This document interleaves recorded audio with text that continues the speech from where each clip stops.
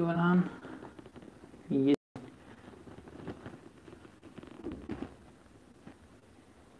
गो set बंद कर camera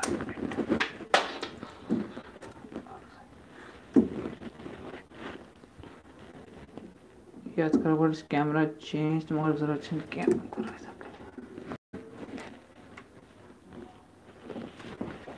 और सेकंड इसको बदल लिंक ये करूँ थोड़ा कैमरा सो चलो इमेज हाउस करो तक कंटिन्यू वेट कैमरा आई अस्सलाम वालेकुम जनाब गड बह पावन तारुफ वाले लोग आसान में जानान क्या तो मे नाव मुसैब अफजल बहुत श्रीनगर रोजान वोल तो लगभग गई मे 4-5 वरी टर्की मज रोजान तो अख वरी पे बह कर हालस यूट्यूब चैनल सह बह कोशिश करान कि बह हाव मज लुक बिहित यमन हाव टर्की तो मज कम चीज पान वन तो सिमिलैरिटीज या सोन कल्चर या सन लैंग्वेज तो अत पे करान कोशिश तो हेकि मेन चैनल आराम सान आज मोन मकसद गोनिक राइट लाइव करनुक अत मकसद कि वनकस चलान आराम सान टर्किश बुरसर एप्लिकेशन गो स्टार्ट तो वारियन लुकन वारिया सवाल मे बनाए वीडियो तो मगर तो तम काफ़ी मे बासान जवाब इंसान दिन गोडक वन बह वीडियो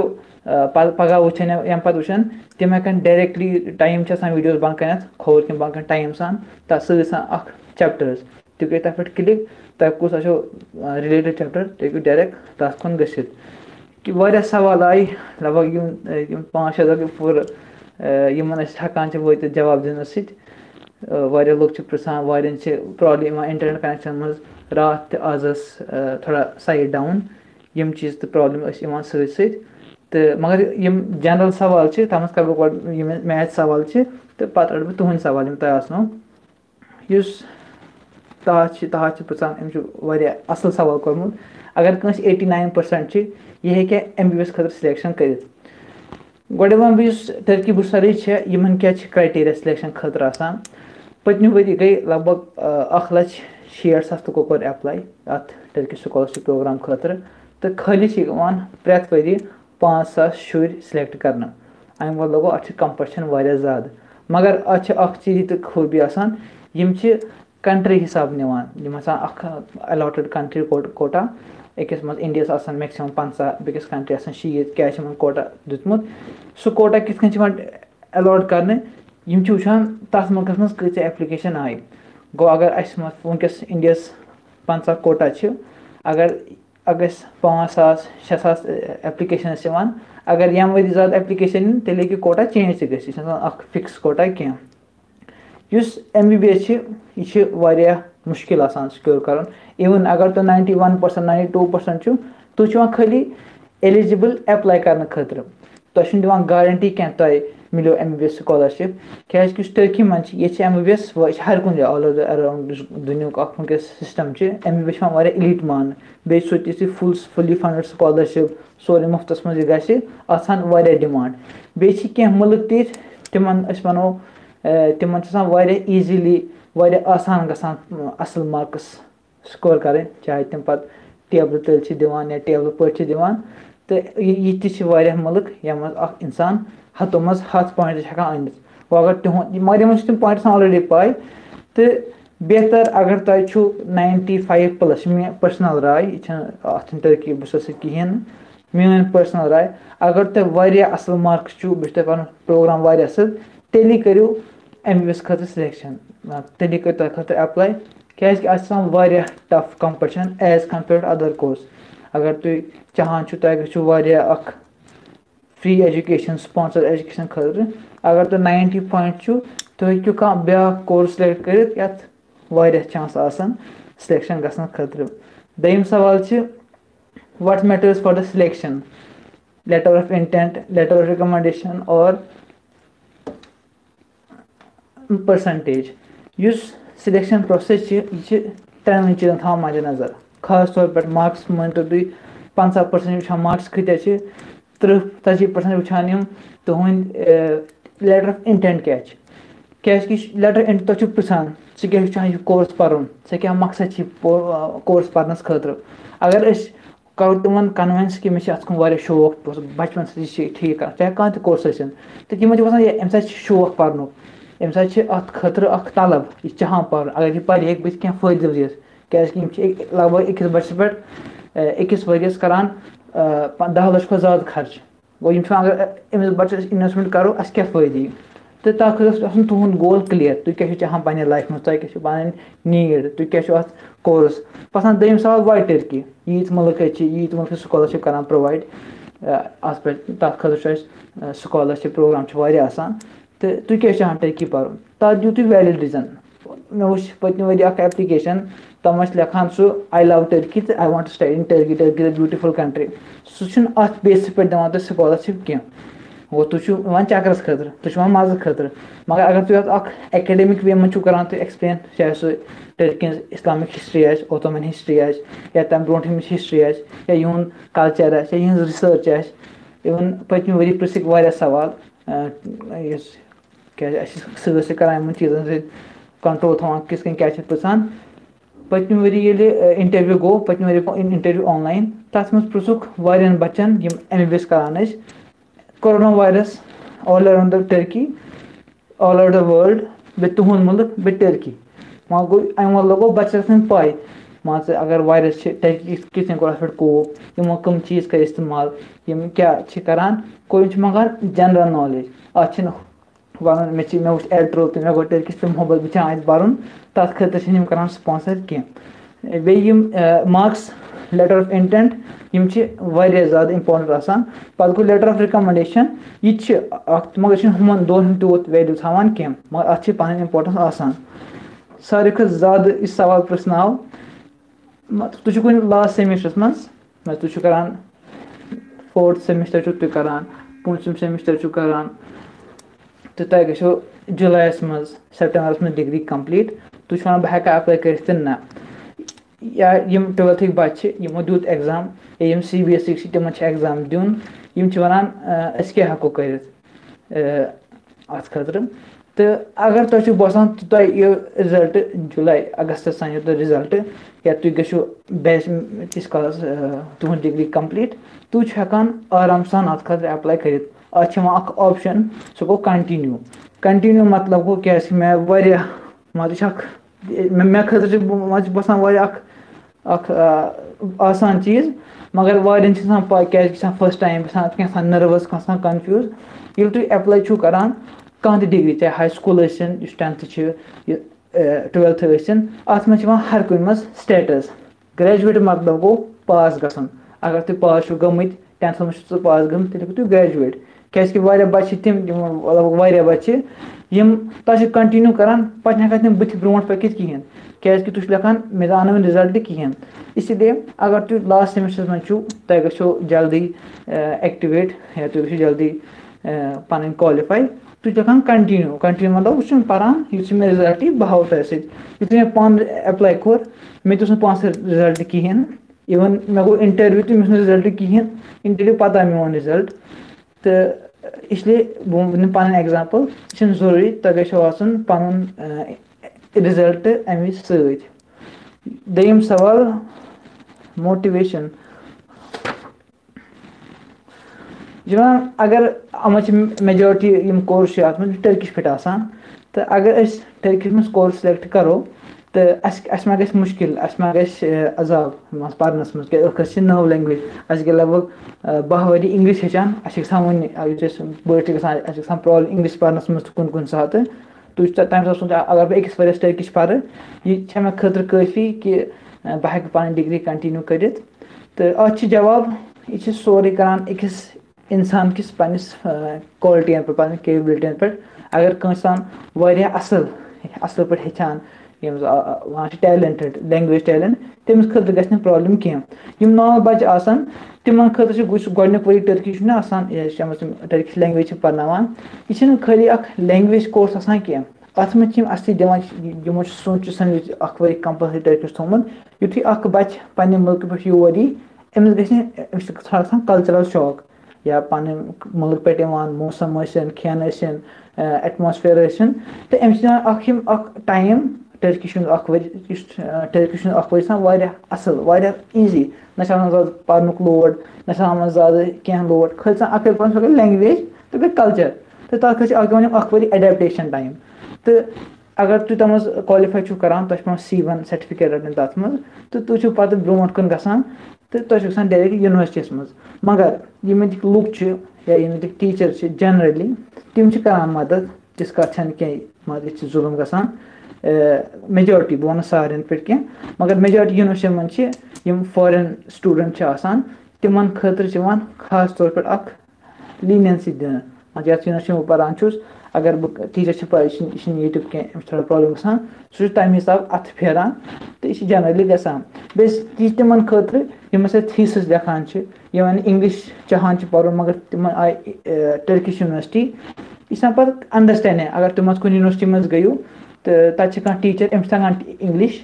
ये ज़्यादा लुकन तगान इंग्लिश कह तुम टीचर से आराम से अगर अंडरस्टैंडिंग करू तुम हेकू पे अमिस इंग्लिश पे थीसिस लिखित तुम हेकू पे अमिस इंग्लिश पे आंसर लिखित तो यह पे ईजी साइड मगर करान डिपेंड तुंद किस्मत क्या तुम कत यूनिवर्सिटी मज त्रेम Tanveer JD one English language अगर मैं इंग्लिश लैंग्वेजेस कहें टोफल IELTS अगर यम मे कहें बह हेका इंग्लिश लैंग्वेज खतर अप्लाई कर टोफल या IELTS या ये इंग्लिश लैंग्वेज कोर्स यह टर्किश स्कॉलरशिप खतर अप्लाई करने खतर जरूरी कह तुम हेकान इंग्लिश सर्टिफिकेट आसने वरे अप्लाई कर सिस्टमस मज पे कह यूनिवर्सिटी तिम पन एप्लिकेशन नीड तिम वन भाई अगर दस में यह कोर्स पर्न तह गो GMAT तह गो GRE तह गो टोफल या तह गो IELTS सह पे यूनिवर्सिटी रिक्वायरमेंट तो यह जरूरी कह यह तुंद एप्लिकेशन कमजोर करान कह अगर तुम कहें मगर अगर तुम यह प्लस पॉइंट दिवान थोड़ा दख हिं दिवान सपोर्ट दिवान Abrar Iftikhar medical university recognize कहें MCA तरफ इन क्या मसल यह पोज टर्की हज मेडिकल सर्टिफिकेट अगर तुम MBBS करान यह MCA थ्रू रिकॉग्नाइज कहें अख क्लियर वजह सह कि वनुक तान आय पे योर MBBS पाने कहें खाली स्टूडेंट उस आमुत तो पे कर तम अप्लाई MCA खतर तमो कर तम एक्सेप्ट तम कर तम यूनिवर्सिटी रिकॉग्नाइज क्या यूनिवर्सिटी रिकॉग्नाइज करने खतर गई तथ खतर अप्लाई कह नफर गई वन यूनिवर्सिटी कर अप्लाई ये टर्की मज पोर्मुत चाहे सो MBBS या बाकी कह डिग्री हम तम लिस्टस मज कहें अवे तीस लिस्टस मज ग टर्किश यूनिवर्सिटी खचन तथ खत पे तुम पाने थोड़ा अप्लाई कर तो अमिच एग्जाम्पल स्टूडेंट कर MBBS इस्तांबुलस मज तम कर पान अत खत थोड़ा पहल चहल तो तमिस गई ये सॉल्व इंटरव्यू कहाँ होगा ठीक इंटरव्यू कत ग जनरली ये मे इंटरव्यू गो शुरस मज मोन इंटरव्यू गो दिल्ली एम्बेसी मज तो मगर पतम वरी कोरोना वायरस हेक कह या सिस्टम रूल यमो कोर ऑनलाइन पन गूगल मीट तम थ्रू सोजान तुम लिंक 3-4 दह ब्रो या टाइम पे इंटरव्यू तो सह गि ऑनलाइन तथ इसलिए इंटरव्यू स्टेटस पाई कहें एक ऑनलाइन ये दिल्ली मज क्या हालात वालात किस रोजान तो अगर तुम कह सवाल तुम वनकस पृछित क्या मे कॉमन मोस्ट असल क्वेश्चन तम मकल मे थोड़ा गूगल तेज तो मगर अस हेको रिपीट कर अगर तुम सवाल तुम हेकू लिखित वनकस कत त्रेश आना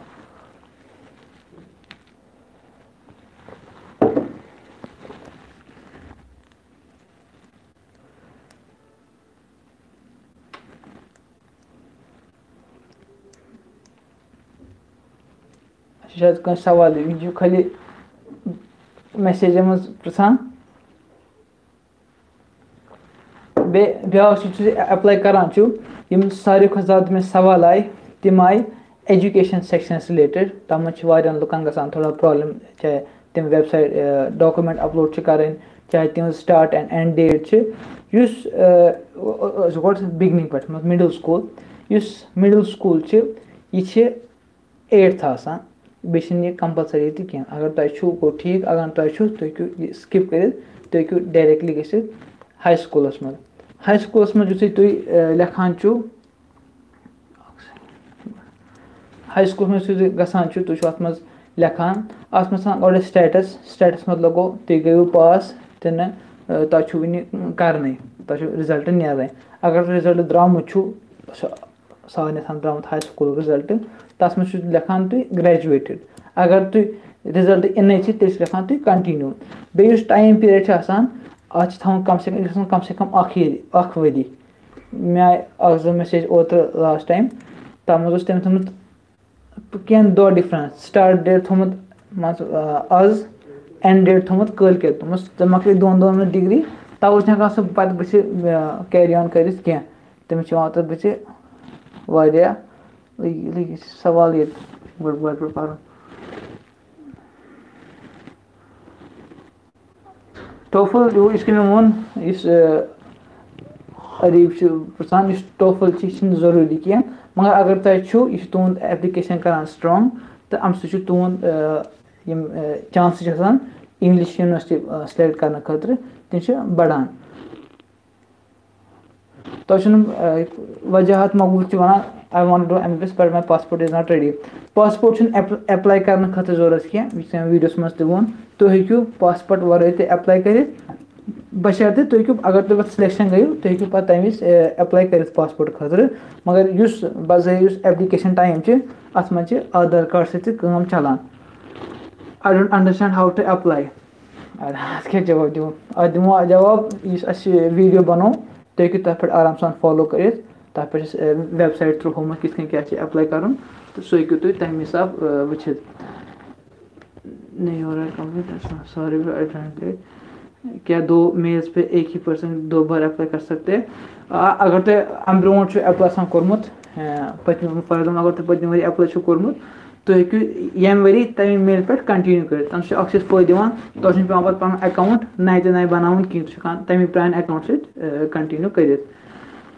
give me more information about letter of intent Abrar Gul letter of intent लेखान असली पानस लेखान सह लिखमुत अख बोड़ पैराग्राफ अकिस पेज पे लेखान मान सह बोड़ पैराग्राफ पूर बुस मगर इस टर्किश स्कॉलरशिप पृछान सवाल गोडनिक सवाल क्या कोर्स पर्न दोम सवाल क्या टर्की सिलेक्ट कर त्रीम सवाल तुम तमन सवाल अख असल पे तुम बासे अमे शौक पर्न या चाहान पर्न सही पे तिथा कर थोड़ा प्रोफेशनल अत लैंग्वेज इंपॉर्टेंट कह अत जरूरत तुम लिखियो फलसफी लैंग्वेज लिखियो तुम या तुम लिखियो एकेडमिक लैंग्वेज तुम हेकू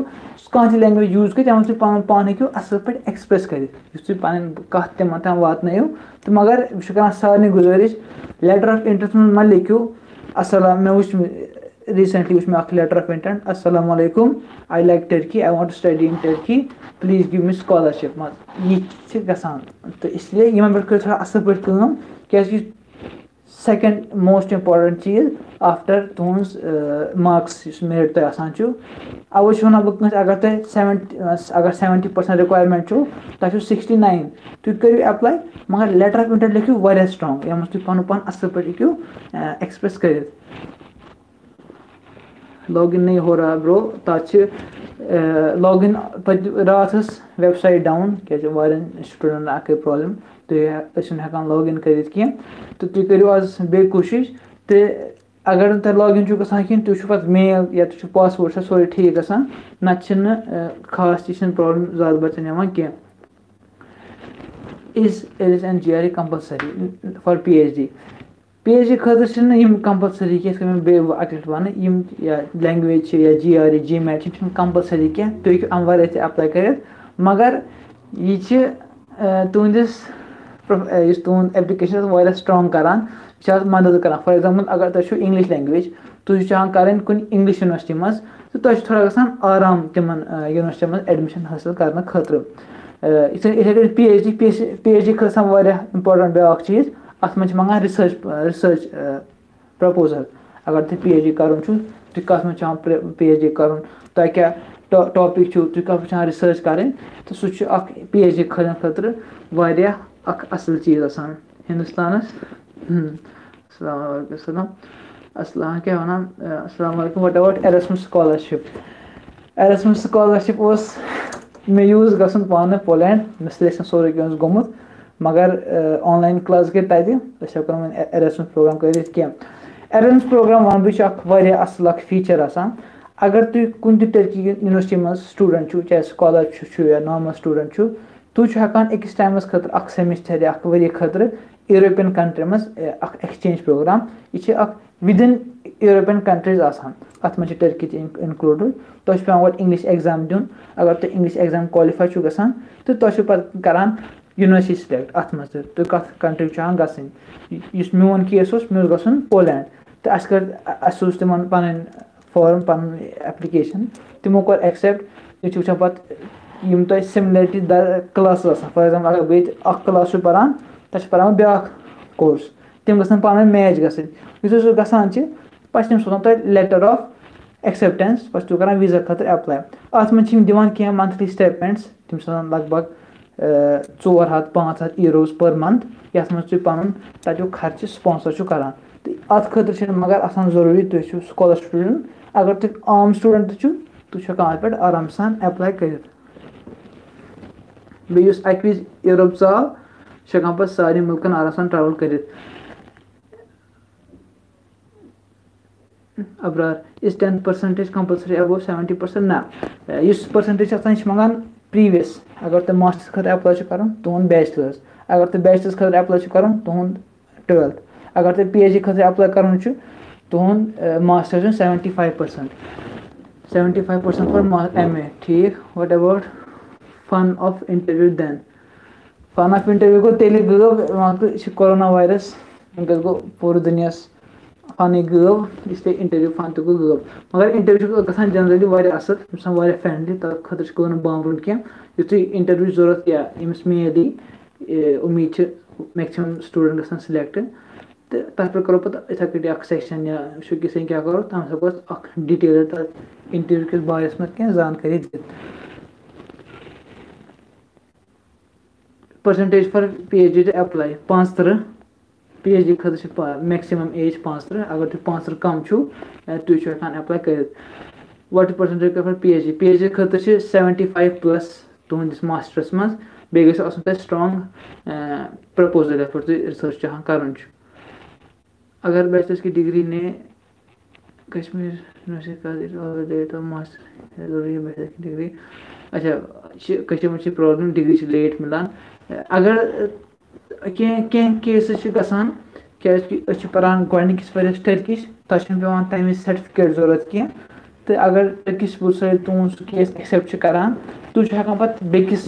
समरस तान अकिस वर्ष मज हेकान नाजिला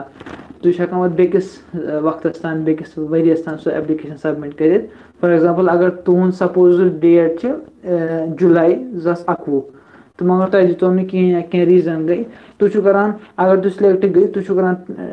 टर्की बह मैसेज इत मोन केस तुम वन कह परा हेक मे 2022 तान सबमिट कर क्या गोडनिक टर्की मज टर्किश पर यह कंपलसरी अगर तुम इंग्लिश लैंग्वेज तुम अरबिक लैंग्वेज तुम कुछ लैंग्वेज सह मसल करान कह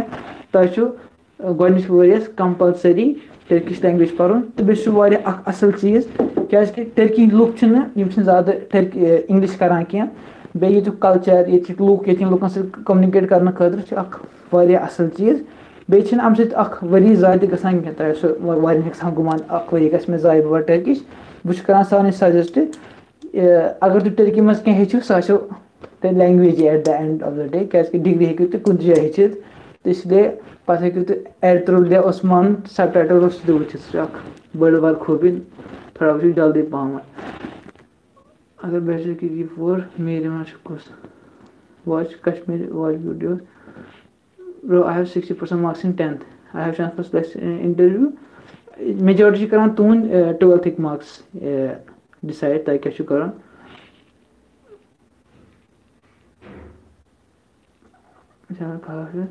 can you please send me sample of letter of intent sample कर मैं कह पान सेंड मैसेज करान या फेसबुक कश्मीर गाइडेंस ग्रुप तथ मज अवेलेबल तुम हूँ या षंडित या तुम मैसेज कर बह करान आराम सान सेंड वैश्य I am a NEET dropper is necessary that one should study in some institute. यह छुन जरूरी अख चीज अगर तुम कुछ गैप अगर अवे वो मे स्टार्ट एंड डेट थो असल पे फिल कर क्या एप्लाई करान तुम वन सिस्टम वन बहुत ग्रेजुएट मान बहुत ग्रेजुएट 15 मज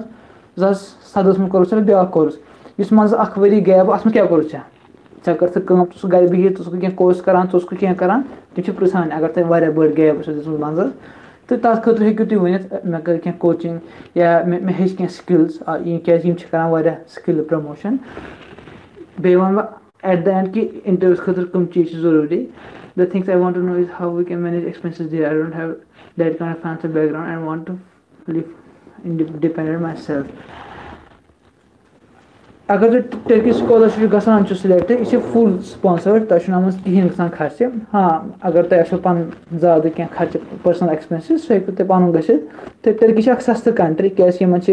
इकॉनमी इन्फ्लेशन हाई बे इकॉनमी गसान डाउन तुम दिमो एग्जाम्पल पे पर्सनल लाइफ मज युथु बह गोडनिच टर्किश आवाज तमें टर्किश लिरा 19 रुपीज़ मान अगर बह चाय चमा क्या स्टार्टिंग में सह कल्चरल शॉक मे हेमन गसान कन्वर्ट इंडियन करेंसी मज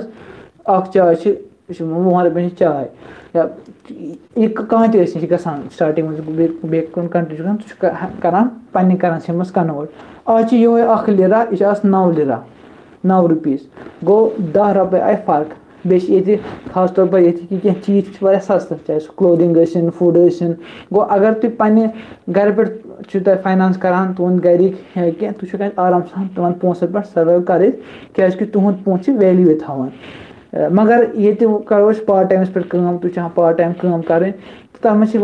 चांसेस आसान तुम हेकू एज इंग्लिश टीचर कम कर तुम हेकू रेस्टोरेंटन मज कम कर बेस मज शर्म क्या मेन चैनल अथ पे कि कित हेको टर्की हूँ कल्चर कम कर जवान यह करो मज गस यूनिवर्सिटी पान वोलिस शुरिस हतक अगर सह रेस्टोरेंट मज कम या one waiter one waiter as a society टैब त्रावान तमिस सह वेटर मगर मे थी दोस्त जो मे पान शाम तुम अकिस रेस्टोरेंट मज कम कर एज क्या तुम सेल्फ डिपेंडेंट रोजन या कह पन कसब हेचान तो तम पॉसिबिलिटी मगर तथ में ज्यादा पोस मिलान क्या तुम हेकू सेविंग कर सह गो खाली पन खर्च पकन खतर क्या पोस मिलो तथ में ज्यादा वैल्यू आसान कह एज कम्पेयर टू बाकी यूरोपियन कंट्रीज तम हिसाब से थोड़ा डिफरेंट काम पकान कुछ 69% बैचलर्स में कैन अप्लाई फॉर मास्टर्स 69-75 बेहतर गो मेन हिसाब ना कर क्या तुम करो एफर्ट्स तो कंपटीशन स्टार्टिंग में तुम वो पत्म वरी कोर 1,60,000 स्टूडेंटो अप्लाई पूरे दुनिया मज खाली गसान 500 सिलेक्ट गो तुम पान कंपटीशन कोता बे लगा पे मेहनत इसलिए अगर तुम बासान बह कर फिट गसान कहें तो बह कर सजेस्ट कह सॉफ्टवेयर मगर तुम हेकू पे बाकी यूनिवर्सिटी एप्लीकेशन डायरेक्ट तुम सस्त ज्यादा दर गसान क्या तुम हेकू तिमन डायरेक्टली अप्लाई कर सॉफ्टवेयर इंजीनियरिंग कर सकते हैं ऑब्वियसली तुम हेकू कह कर अत में सारी कोर्स अवेलेबल तुम हेकू कह कोर्स आराम सान कर प्रॉब्लम मुझे बैचलर्स के लिए अप्लाई करना है लेकिन वहाँ पर एसओ डिग्री पर क्लिक ही नहीं होता क्या क्लिक गसान अत जो चीज यह थोमुत हाई स्कूल तमिक थोमुत स्टेटस कंटिन्यू कंटिन्यू मतलब वो पानी तथ स्टेटस चेंज सह करो तुम ग्रेजुएट क्या 2 लेटर ऑफ रिकमेंडेशन जरूरी है एक से काम नहीं चलेगा राहिल रसूल जरूरी कम से कम मंगान 2 तुम 3-4 कर मगर अगर तुम ज्यादा आसन सह गो ज्यादा ठीक तो अगर तुम अप्लाई करने वन गो सवाल can I give exam after deadline to study in English taught universities अगर तुम एग्जाम पे लेटर तुम पे मेल कर मोन सर्टिफिकेट सह एड कर आराम सान What if we apply for MBA scholarship in Turkey and the university doesn't get that means we are risking our career. Na, you may reason one क्या MCI through recognize तक यह reason कि ये Kans Turkey मज परि सह गोडनिक दम कशुर या इंडियन MBBS करान तवे तिमन लिस्ट मज कहें अत ज्यादा प्रॉब्लम गसान कह हाँ अत वन खतरों के खिलाड़ी अगर तुम शौक खतरन सह गिंदन खतर तो रिस्क गई नीन मगर यह स्टडी एटमोसफियर सह अलग तमें बह सारे दावत कि तिम कर एटलीस्ट ट्राई या तिम इन टर्की तिम वुचन एक्सपोजर बढ़ान कित गसान बाकी मुल्कन मज टनल नबर दुनिया तो सानिस टनल तम नबर वारिया बोड़ दुनिया आसान सॉफ्टवेयर इंजीनियर हो सकती है will be there any help from your side about document required will be there any help from your side about document required Mohammad Usman बाबा अगर तुम डॉक्यूमेंट जरूरत बह कि मदद कर लेटर ऑफ इंटेंट जरूरत सह पान लेखन तुम रिकमेंडेशन लेखन सह बह दिथी तुम मार्क्स कार्ड यूनिवर्सिटी दिवान तो अगर बह कर कोशिश मे मैसेज कर तम पाई तो रट ट्रैफिक मैसेज इंसान हेकान सारे टाइम मैसेज दिख कह मगर यूत सान तरफ गसान कर कोशिश कि सारे रिप्लाई वातन सारे जवाब वातन चाहे तिम कश्मीर गाइडेंस ग्रुप बे वन बह चीज़ कर क्लियर यम प्रोग्राम या यूनिवर्सिटी कस यूनिवर्सिटी कत चीज़ खर असल तम मे ज़्यादा नॉलेज कह क्या बहुत चाहता मान तरफ गलत नॉलेज वातन तो तमें खतर वो मे university related question course university तिम वुचु तुम कश्मीर गाइडेंस मज क्या तथ मज तिथ सन प्रोफेशनल नफर जानान तो तिम हेकान तथ आराम सान मदद कर मेन कम बह कर खाली फैसिलिटेट चाहे सो एप्लाई कर कित कर कम चीज़ रिक्वायर्ड तो यम प्रोग्राम तो यूनिवर्सिटी यह मे ज़्यादा मालूम कह तो इसीलिए बह चाहान तुम मान तरफ पत प्रॉब्लम गई क्वेश्चन बलाय English language courses taught universities यह डिपेंड तुम कस यूनिवर्सिटी मिलो मगर जनरल टर्किश पे तो मगर तक बावजूद कहें अगर तुम टर्की में सिलेक्शन गसान I become an English teacher चाहे इंग्लिश टीचर आराम सान बन चाहे तुम प्राइवेट क्लासेस आसान चाहे तुम कुन को लैंग्वेज पढ़ान तम अगर तुम गो डील तुम हेकू तक पढ़ क्या टर्की में इंग्लिशस डिमांड बे लुकन इंग्लिश तगान तीस कहें तवे मे कर जॉबन खतर अप्रोच बह खाली मेजॉरिटी ऑफ जॉब टर्की मज सह गई इंग्लिश प्रोफेशन तो तक गन थोड़ा सर्टिफिकेट तुंद तलफुज तुंद डायलेक्ट्स वायलेक्ट्स मैटर करान can we answer my question again is 2G here net speed रुक जाती है तुम क्वेश्चन कर बैठ लेट मी अगर मैं वो तो क्वेश्चन बह कर जवाब न आई होप कि तुम हेकू पे पगह आराम सान सँड़ित to whom I need a letter of intent. The document I want to focus on because I believe unless and until one does hit on was I. Aki छ वार असल कत मुहितुल इस्लाम युस लेटर ऑफ इंटेंट से तश पान लखित मगर Amik sample already available चाहे तुम message करो या तुम कश्मीर गाइडेंस क्रोसन पृछू तो कितना बेट अख इल्हाम अख आइडिया रटित तो तुम हेकू तमें हिसाब अत स्ट्रांग बन लेटर ऑफ इंटेंट स्ट्रांग मार्क्सो पगह अफसर बट अफसर आइलिश जरूरी ना आइलिश जरूरी कह तुम हेकू अम वर अप्लाई कर letter of intent Rahil Rasool letter of intent यह लेटर ऑफ मोटिवेशन कह अलग चीज़ यह letter of intent minimum percentage क्या होनी चाहिए MSc में एडमिशन पाने के लिए MSc को मास्टर्स को तरीका 75 इन बैचलर्स भाई कश्मीर में कहाँ से रहते हो श्रीनगर रोजान वो does 10th class percentage makes a difference अमिक इम्पैक्ट पेवान तुम कम मार्क्स 10th मज तुम कित स्टैंड आउट 10th मज मगर अगर 12th वारिया असल तम तुम हेकू आराम सान तो बे चांसेस तो बढ़ान इसे मे वो ये पान अप्लाई कोर मे 12th रिजल्ट कहें क्या बहुत CBSE स्टूडेंट मे अप्रैलस मज तो मे मगर 10th असल मार्क्स थोड़ा तो तम हिसाब गो मे हिसाब सह मदद करान What if we apply for you want for me fees मंजूर 3 सवाल पे अफसर भट्टा लिखूँ हर कुछ अली ज़रूरी कह सर जिनकी डिग्री ऑन द वे है उनकी परसेंटेज क्या लिखे तुम समझ लेखान कंटिन्यू पे खान प्रीवियस सेमिस्टर अगर तुम पतम वरी या 11th अगर 12th मज अथस मज कह मार्क्स कार्ड तम डिग्री रिलेटेड तुम सह अपलोड कर शिमियोन हसन मेरा 12th का रिजल्ट जुलाई में निकलेगा can I apply for interview scholarship and 10th में 73 वो चलेगा क्या सोरी क्या चले अगर तुम बासान तुम 12th मज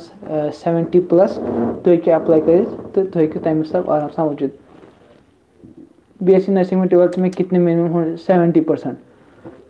खाली MBBS तो BDS तथ खतर 90+ जरूरत कोई सवाल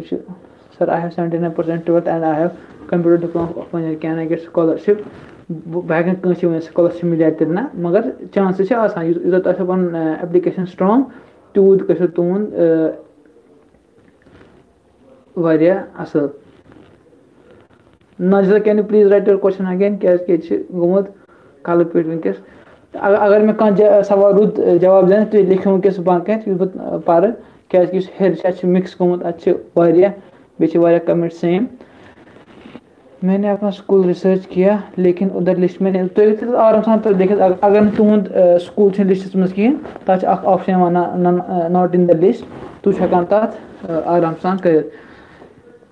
एमिने KMR इंटरव्यू किस मंथ में होगा जनरली में इंटरव्यू को सो गो अप्रैल मज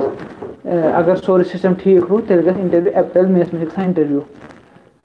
ताबिश रथर व्लॉग क्यों नहीं बनाते हो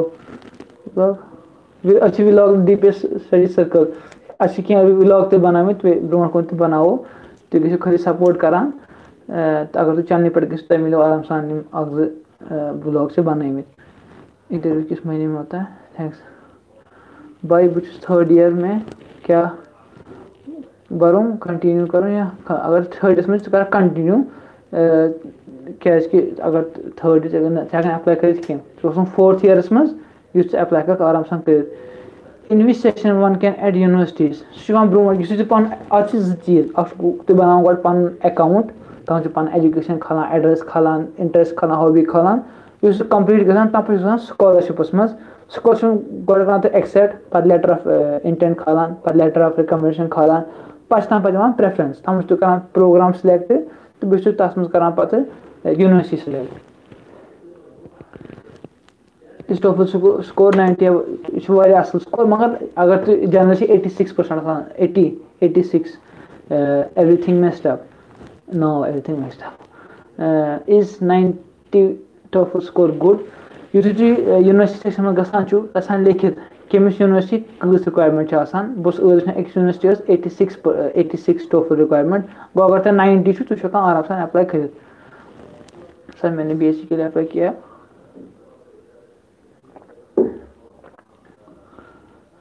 Mir Tahir middle school section जरूरी क्या अगर तुम 8th क्लास दिख तुम कर सबमिट अगर तुम कहें तुम मिडिल स्कूल बने कंटिन्यू कर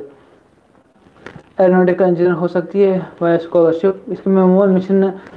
अच्छे कल पे असल कल पे प्रोग्राम्स तो मे पूरा प्रोग्राम यह अत कत सीट क्या कहें तुम करो पन अकाउंट तुम पे अकाउंट वो तुम पे प्रेफरेंस सेक्शनस में तुम हूँ आराम से सिलेक्ट कर तुम कस यूनिवर्सिटी जरूरत इंटरव्यू किस महीने में होगा ताबिश रदर आज जवाब जनरली अप्रैलस मज इंटरव्यू किस महीने brother I want to study geography can you please tell me which university is best university खतर गो कश्मीर गाइडेंस पृछन क्या मे ज़्यादा मालूमात क्या बह चाहान तुम गलत मालूमात दिन मगर कत वन सारे अगर तुम चाहान एडमिशन कर तुम चाहान ग बेस्ट यूनिवर्सिटी मिल मगर बेस्ट यूनिवर्सिटी मिलने खतर तुंद एप्लिकेशन तो बेस्ट क्या सारी दिवान अप्लाई करान इसीलिए तुंद चांसेस अगर तुम चाहान बढ़ सिलेक्शन तुम करो तम यूनिवर्सिटी सिलेक्ट नॉर्मल IITS तो NITS पे दौर गोडनसी अगर बासान कंपटिशन IIT हेको नॉर्मल क्या एजुकेशन वुचान तिथ कह मान कहाँ यूनिवर्सिटी वारिया असल कहाँ खराब ये सारी यूनिवर्सिटी असल जनरल ये सिस्टम आसान तमे हिसाब पकान तो वह खाली कह प्रिय यूनिवर्सिटी वह असल रिसर्च स्कॉलर्स असल सह बनान बेस्ट यूनिवर्सिटी अगर मगर तम टोफल रिक्वायरमेंट तम पे GRE रिक्वायरमेंट तम पे GMAT रिक्वायरमेंट तुम हूँ फिल कर कहें पे तुन कमजोर इसलिए बेहतर गो नॉर्मल यूनिवर्सिटी तथ मज वो मे ऑलरेडी तथ मज कश्मीर सोन कश्मीर गाइडेंस ग्रुप सह दित असल knowledge best university for MBA ये वे best university needs best application strong application क्या कंपटीशन ज़्यादा 1,60,000 कोर पत्म वज एप्लाई 5,000 गई सिलेक्ट तम हिसाब कर decide what is the Asif Rasool Zargar what is the criteria for PhD admission 75% गई तुंदिस मास्टर्स मज विथ अगर तुम थीस सह सत बे बिलो 35 तुज एज गई 35 ईयर पत कम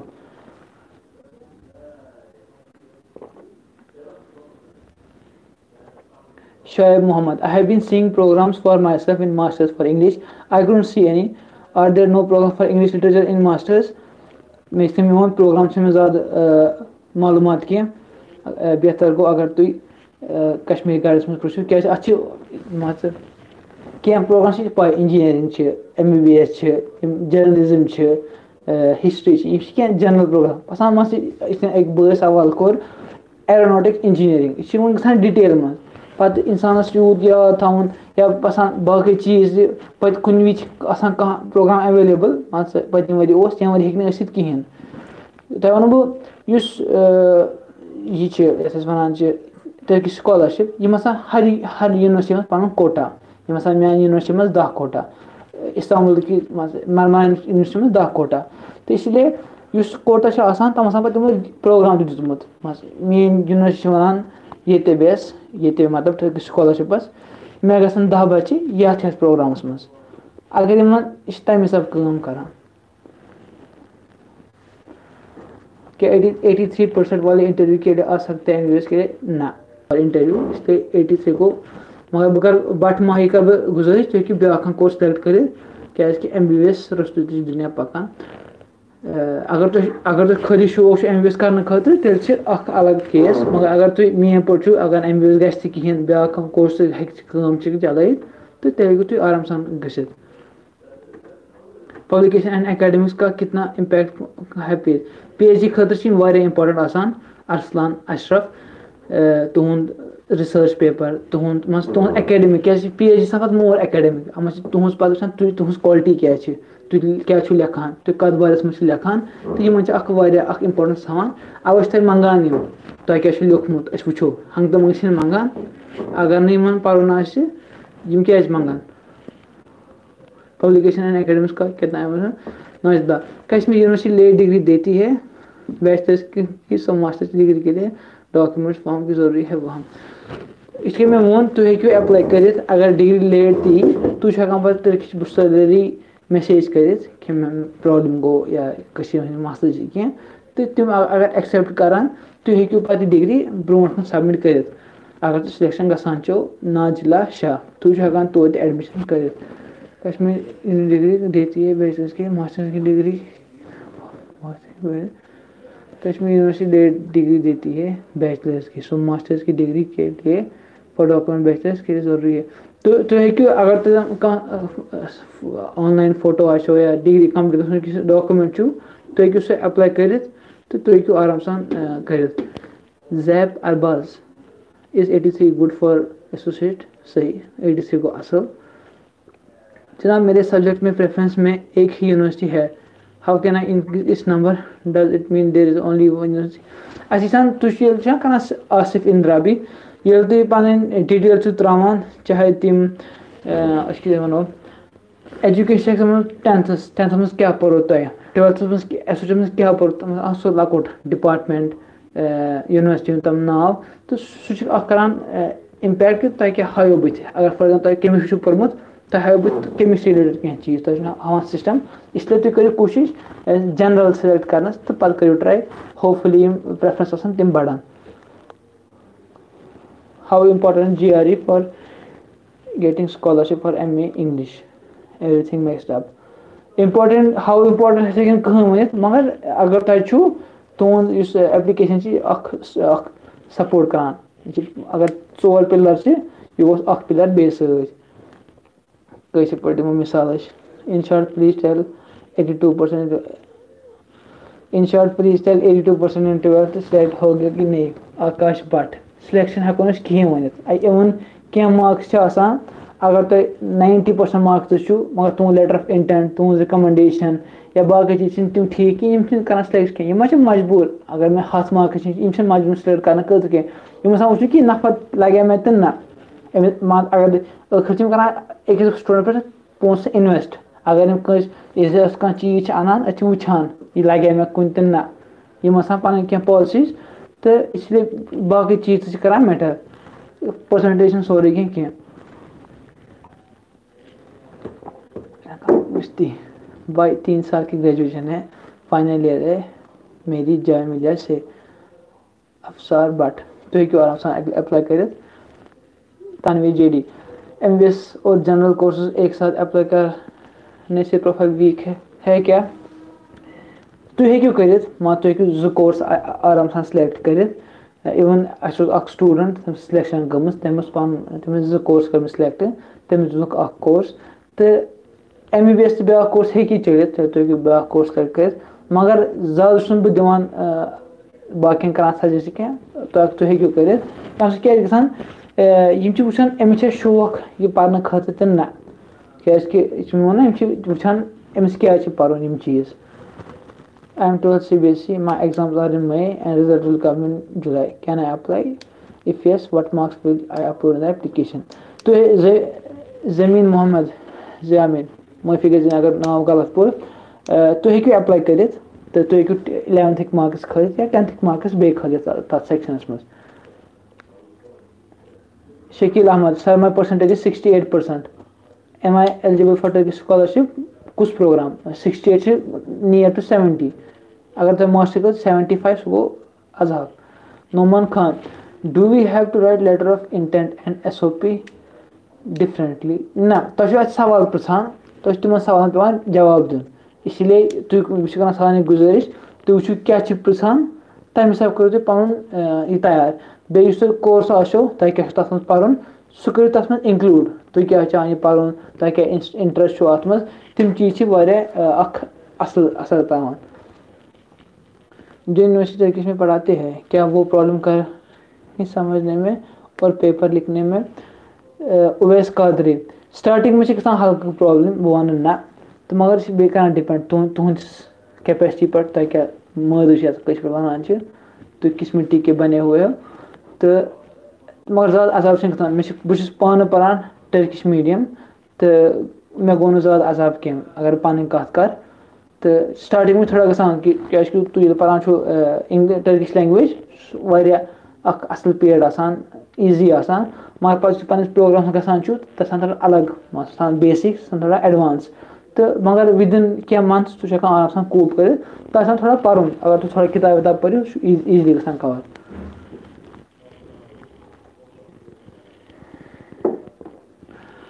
Mohsin Maqbool on adding bachelor's degree details I am unable to find civil engineering department तब मुझे epsilon not in the list या अदर्स तो हेकू क्लिक कर Mohsin Maqbool Farooq Shaukat -94% in 12th and 76 in my bachelor's in commerce from University of Kashmir ठीक तो हेकू apply कर अगर तो ये सवाल छो brother I want to study geography पे नाम वर्ड जियोग्राफी कश्मीर पढ़ो सा जियोग्राफी आराम सान love from cornea love for how important is GRE for getting scholarship from MA English तम दु जवाब क्या यूनिवर्सिटी अगर तुम गसान यूनिवर्सिटी सेक्शन मज तक वुचान तक आई बटन वुचान अमिस यूनिवर्सिटी क्या रिक्वायरमेंट GRE मंगान यह टोफल मंगान इलिस मंगान यह क्या मंगान तो यम छन जरूरी अप्लाई करने खतर क्या मगर अगर यम तह आसान सत अम सह तुहद 4+1 पिलर बनान यानी थोड़ा स्ट्रॉन्ग गसान डीपी स्टडी सर्कल मैं टर्की आ रहा हूँ इंशाल्लाह in March just for purpose to try hit hiking in Turkey and to make the video from the same to upload content on YouTube पर अब तुम खर मकदम Turkey is good place for hitchhiking. I have done lot of hitchhiking here मगर तम this YouTube पर क्या तो इसलिए वो चीज़ गई मिस वो places गई मिस मैं गई लगभग 3-4 बजे ट्रैवल करान टर्की मज तो मगर तम दिस YouTube पर टोटली क्या पत्म इस्तांबुल को तम पत् आइडिया थोड़ा वीडियो तुलनस क्या इस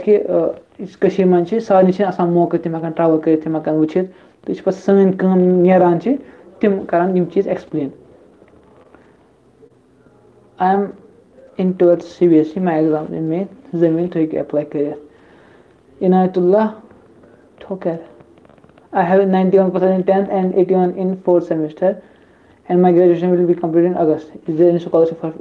psychology or become psychologist? Please provide. तो ये आसान अप्लाई कर अच्छी क्या नफर अच्छी क्या स्टूडेंट यम कोर्स कर्मित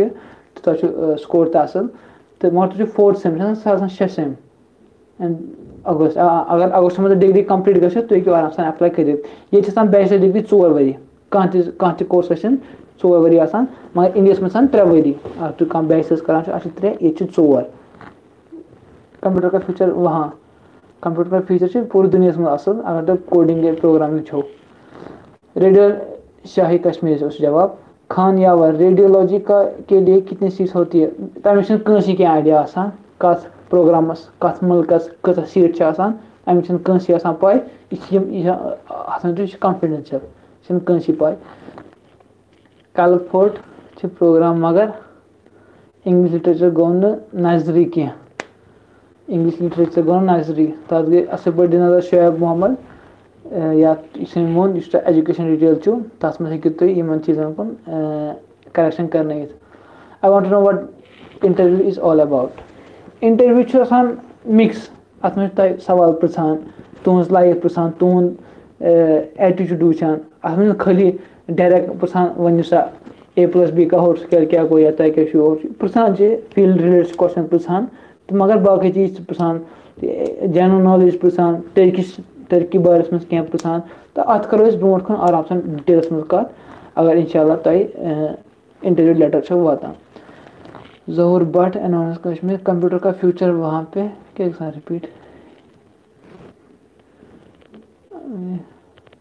जॉब मार्केट के सॉफ्टवेयर इंजीनियर्स में एमने KMR टर्की में जॉब मिलन मुश्किल आसान अत 2-3 रीजन गोनिक रीजन दिम गो पन पॉपुलेशन पन बेरोजगार जवान बिहित पन बेरोजगार इंजीनियर तो तवे मार्केट वारिया सेचुरेटेड तवे हेकान शुर नबर हेकान असल पे जॉब रटित क्या बनस्बत मिडल ईस्ट कंट्री दुबई अत पॉपुलेशन तीज पॉपुलेशन क्या पन वर्किंग पॉपुलेशन कहें नबर पे लूक तुम काम करान गोनिक रीजन गो ये दोम रीजन गो सैलरी इसका मैं गो वोन ये लिरच वैल्यू कम गो अगर तुम 4,000 लिरा 4,000 लिरा गो ठीक सैलरी अगर तुम 4,000 लिरा तनख्वाह दिन तम गई 40,000 हिंदुस्तान रुपये गो तुम सो सेविंग ना कंसेप्ट नबर गसन जेन पे गर मकान बनावन खानदर कर टोटली पॉसिबल कहें अगर वन ये 4,000 सऊदी अरब में रट दुबई में रट गई कम से कम 60,000 गो नेसफा नेसफ अथी फारक मगर अ चीज हुत इंसान हम बोन कम इंसान गुलाम ये इंसान पूर फ्री हेकान पन सोशल लाइफ तो मेंटेन कर गई अम सह प्लस पॉइंट जो यूनिवर्सिटी टर्की में पढ़ाती है वो क्या वो प्रॉब्लम करती है समझ में ना क्या बेपत बोन वासून यूथ वाल बेबन पे हेलो सर तुम कोशिश कर गुजारिश तुम सलाम हेलो वेलो लेखान लेखो पे मोन कर कोशिश सवाल रटनस क्या अत सवाल तो बस कोशिश सारे गो वातन Mir Aqib hello hello sir Rahul Rasul, do we need only intent or motivation also? Last question. Do we need only intent or motivation also? Rahul Rasul. Letter of intent must be में होना अच्छा सवाल अच्छा का फिजिकली का letter पे upload करना किसने लेटर ऑफ रिकमेंडेशन अपलोड करान तिला कश में आज कहीं अपलोड करान आज पे खाली सवालन जवाब लिखुन तय तो मांगा कॉपी या तो कॉपी पेज या तो लिखियो तो तम जवाब पे लेटर इंटेंट मोटिवेशन एसओपी क्या तुम सवाल क्या तक करो कोशिश बेस्ट वेस में जवाब दिन KMR by 92% above 10th 11th and 12th and 3 letters of recommendation कितने चांस है तो असल पॉइंट मगर कोर्स क्या कर अगर MBBS खुद कर सिलेक्शन तेल कहें वन मगर जनरल असल एम KMR Uwais Qadir undergraduate में भी इंग्लिश लिटरेचर नहीं है प्रोग्राम वो मे गए तमिक ज़्यादा मालूमात कह तो बह अत पे नजर दिस क्या muscle What are my chances of getting selection for if I have 84% associate degree? Allah bless you, are doing a great job. चलो शुक्रिया जोब अरबाज 80 बह गए बह कंसी दिस माकी सिलेक्शन डन तो सिलेक्शन कहें चुक फेल चुक पास तो यह कर डिपेंड तुम किस गो तुम क्या लिखो तो मगर अगर तुम 84% गो ठीक तो तुम चांसेस वारिया यार ये साल कहाँ से ले रहे हैं कहाँ से सितंबर से गसान एकेडमिक ईयर स्टार्ट जून जुलाई तान रिक्वायर दैट कश्मीरी गायस खतरों से जवाब Furqan Shaukat 43 required document letter of intent letter of recommendation and anything important अगर तुम पन पेपर छो पन या GRE GMAT जिम चीज तुम अपलोड कर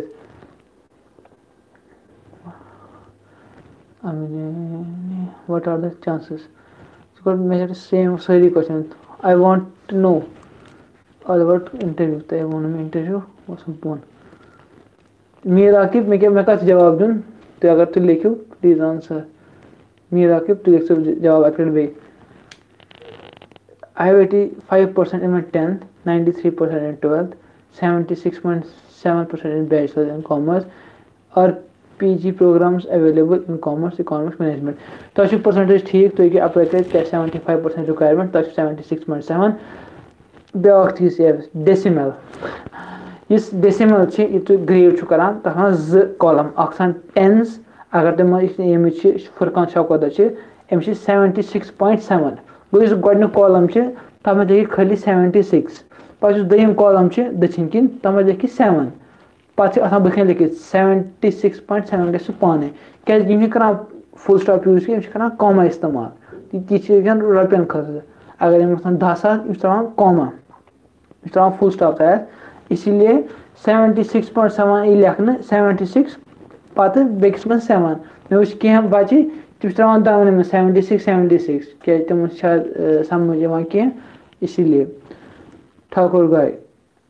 दैट कश्मीरी गाय लोल मैंने पूछा था ये भाईजान सवाल कहाँ से ले रहे हैं अच्छे समझदार में पान बुका सवाल पढ़ता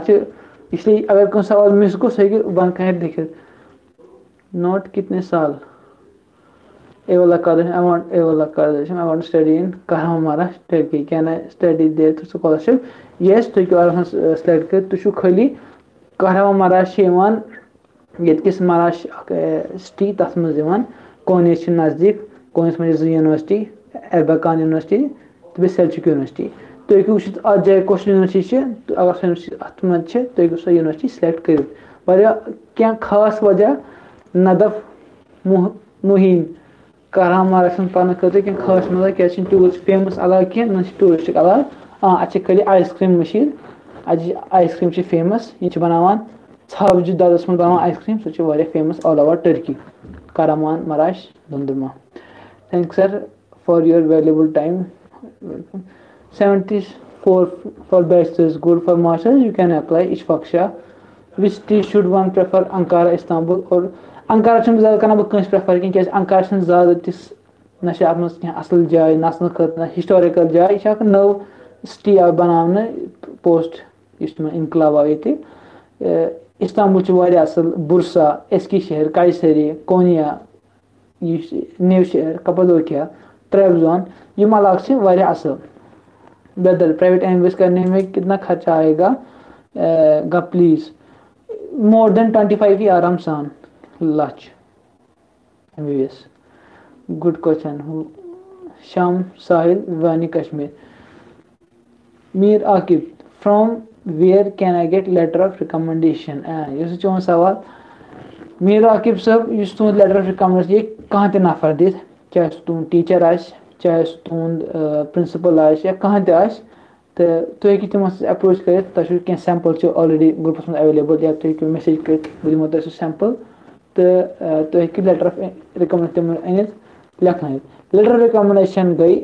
जान सुफारिश ए बच्चे जान यह बच्चे असल अमिस शौक ताकि कोर्स कर सपोज तुम कर इंजीनियरिंग कंप्यूटर इंजीनियरिंग बह लेख तथ मज बह जान मीर आकिब असल पे अमिस शौक कंप्यूटरस मज यह लकुट गिंदान कंप्यूटरन सत फलान फलान तो सही क्या चाह ऑथेंटिसिटी गई एक स्टूडेंट खतर क्या हेकान पे चोन ट्राई कर क्या कथ इसलिए मंगान Is 74% better good for masters? Sahi. What about PG in cardiovascular technology and diagnosis? How to apply and when? You can apply now. In which university? University के KG ग्रोसन प्रसिंग क्या इसमें प्रोग्राम रिलेटेड यूनिवर्सिटीज के मगर ये अख चीज ये सारी यूनिवर्सिटी ठीक तिस कथ जम्मू यूनिवर्सिटी कश्मीर यूनिवर्सिटी अख डिफरेंस जनरल सारे अक स्टैंडर्ड वह कुन सान असल टीचिंग स्टाफ कुन सान असल सिटी इस्तांबुल यूनिवर्सिटी वारिया असल मगर इस्तांबुल ज़्यादा करान सजेस्ट क्या वह करो बुरसा एस्कीशेर कोजाली सकारिया इस्तांबुलस नज़दीक इलाक़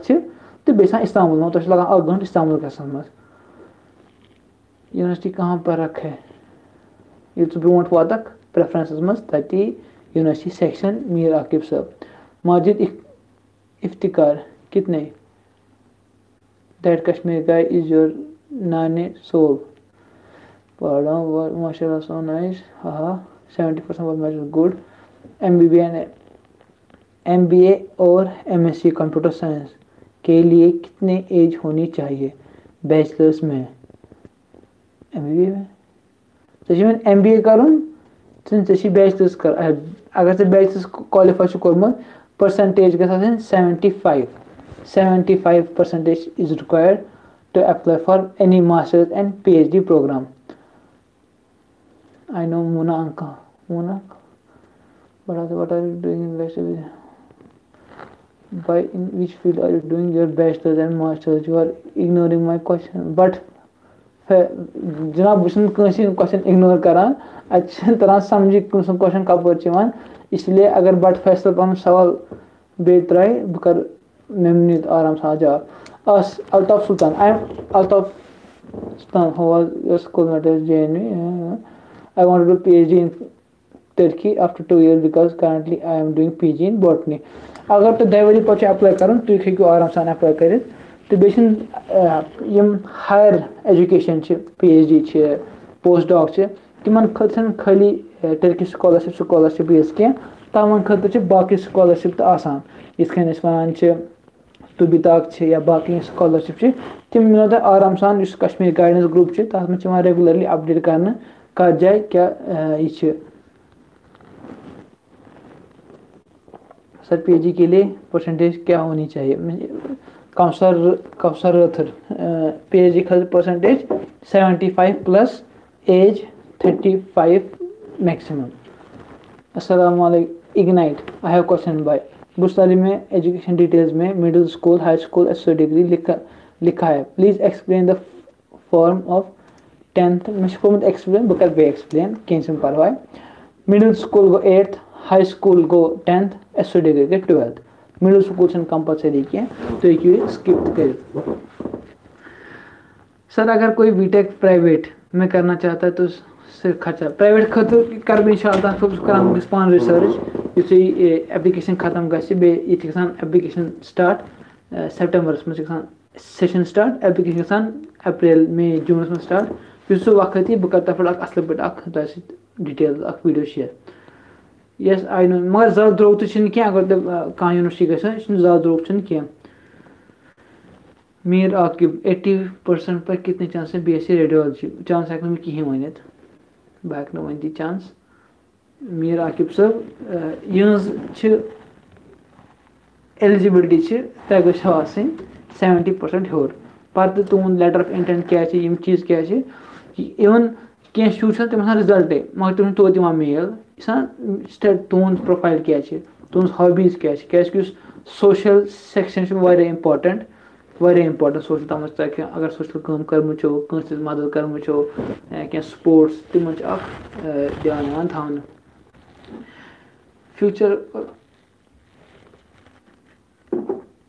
अबरार गुल future of masters in mechanical engineering यह असल field masters in mechanical engineering बेच चीज तरक्की वन अगर तुम सिलेक्शन गसान तुम पन फील्ड पाने एक्सप्लोर कर टीचर मिलान पन सर्कल बनान तो तुम पे पर्टिकुलर फील्डस मज गाइड कर क्या तुम अथ काम मज वन यूरोप एनीवेज हो लग पे दरबारस मज अगर मुझे इस्लामियत में कोई कोर्स करना है उसके लिए क्या प्रोसीजर एंड एक्सपेंडिचर कितना होगा आफाक शफी डार तो हेम स्कॉलरशिप थ्रू तथ खतर अप्लाई कर तो बे इस्लामिक स्कॉलरशिप तथ खतर ब्या स्कॉलरशिप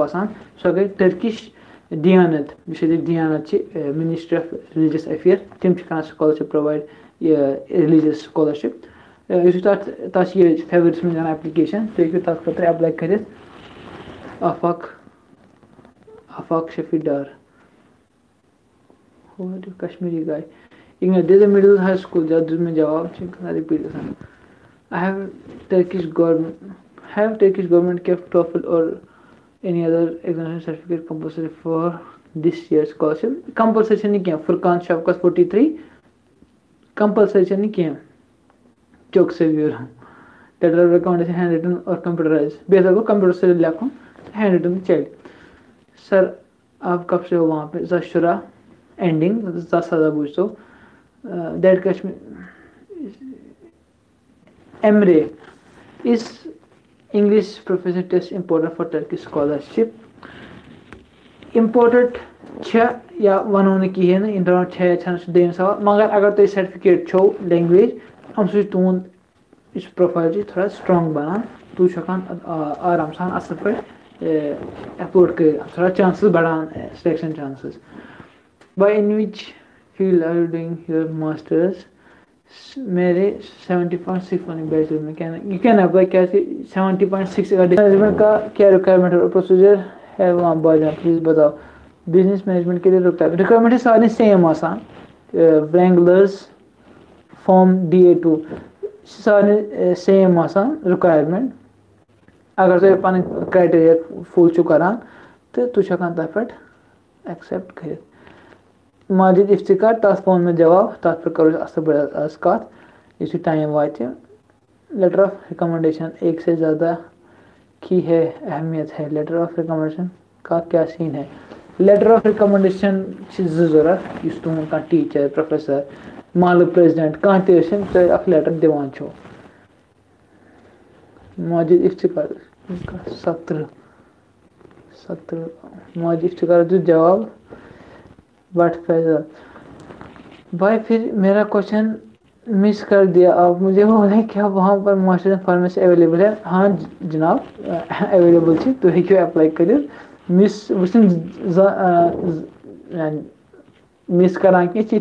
मज कह आपको क्वेश्चन 5-6 लटे तो अच्छे तरह समझ कुछ क्वेश्चन कोत को इसलिए तो हेकू अप्लाई कर फार्मेसी खतर सर 70% कम केस क्या चार्जेस कत मन 70% 10th मज 12th मज मास्टर्स मज ब्रदर शायद 75 शाम सुहेल ब्रदर आप मेरी हेल्प कर सकते हो वहाँ प्राइवेट एडमिशन के लिए तथ करो इंस्टॉल जगह तथ काम चलान यु क्या तथ पे करो आराम सान कत एमी bro can you explain about interview process and what questions are asked सह टाइम वात तथ पे आराम सान असल पे डिस्कस बह कर पन पान तैयारी तम हिसाब क्या पुछान पे पुछन बाकियन स्टूडेंट ये पोर्मुत इंटरव्यू थ्रू गमुत बह कोशिश कि बह अन प्रैक्टिकल इस नॉलेज बह मे क्या पुछो हमिस क्या पुछो तमिस क्या पुछो तुम सारे खुद असल तो सारे खुद स्ट्रॉन्ग नॉलेज करान कोशिश कि तुम असल पे नॉलेज वात सर एक्सपोजर कितना होगा आफाक शफी इस्लामिक कोर्स अगर तो स्कॉलरशिप गसान गसन तो ज़्यादा खर्ची कह सोरे फ्री अगर स्कॉलरशिप गि कहीं यह कोर्स तो ऑलरेडी सस्ता आसान तुम ज़्यादा खर्च पेवान कर कह अत पे करो इंशाल्लाह डिटेल्स मज कत कित कर जुनैद शेर बाय in which field are you doing bachelors बह करान बैचलर्स पानस यू आर इग्नोरिंग मालूक you are ignoring this and मालूक प्रेजेंट सर क्या हम फिजिक्स में मास्टर कर सकते हैं? और ज़रूर तो एक फिजिक्स में मास्टर कर बस सर के स्कॉलरशिप जी आ मे गोक स्कॉलरशिप वीडियोस बनोमुत मे प्ले लिस्ट अगर तुम तथ मे 3 वीडियो स्टडी इन टर्की मे गोक वीडियो तथ मे वोनमुत किस यूनिवर्सिटी करान स्कॉलरशिप प्रोवाइड असमत वानी होपफुली रेंगुलर वहाँ पे प्राइवेट का कितना बजट रहता है डिपेंड करा यूनिवर्सिटी मज कत यूनिवर्सिटी प्राइवेट कस प्राइवेट तो तथ पे करो इंशाल्लाह ब्रो असल पे रिसर्च यासिर रेंगुलर्स यासिर ये जो रिकमेंडेशन जो डालते हुए उसमें कंटेक्ट करते हैं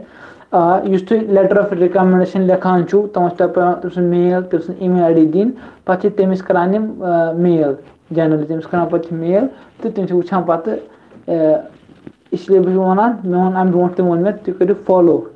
तुम नाव दिव तमिस करो फॉलो तमिस आया मेल तमिस क्या आव तो बे तुम लेटर ऑफ रिकमेंडेशन लिखन तम वज वनू तमिस टीचर लिखि मे यह कोर्स कर सह लिख लेटर ऑफ रिकमेंडेशन तमे हिसाब मज सह कोर्स तथ अराउंड गो कहानी नचन सर 10th का रिजल्ट एलिजिबल है कत खतर ताहा अकबर अच्छा अगर तो 12th एग्जाम नहीं कहें तो हेकान 10th कथन कह सर मास्टर्स के लिए पूछा जाएगा मास्टर्स के लिए क्या पूछा जाएगा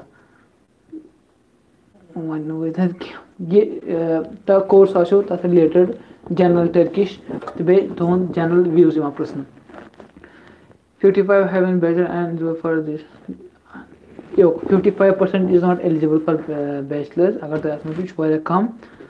और still we can apply must apply better Sheikh Asif अगर तो 55% चु 75 से रिक्वायरमेंट गो बेहतर को ना करूँ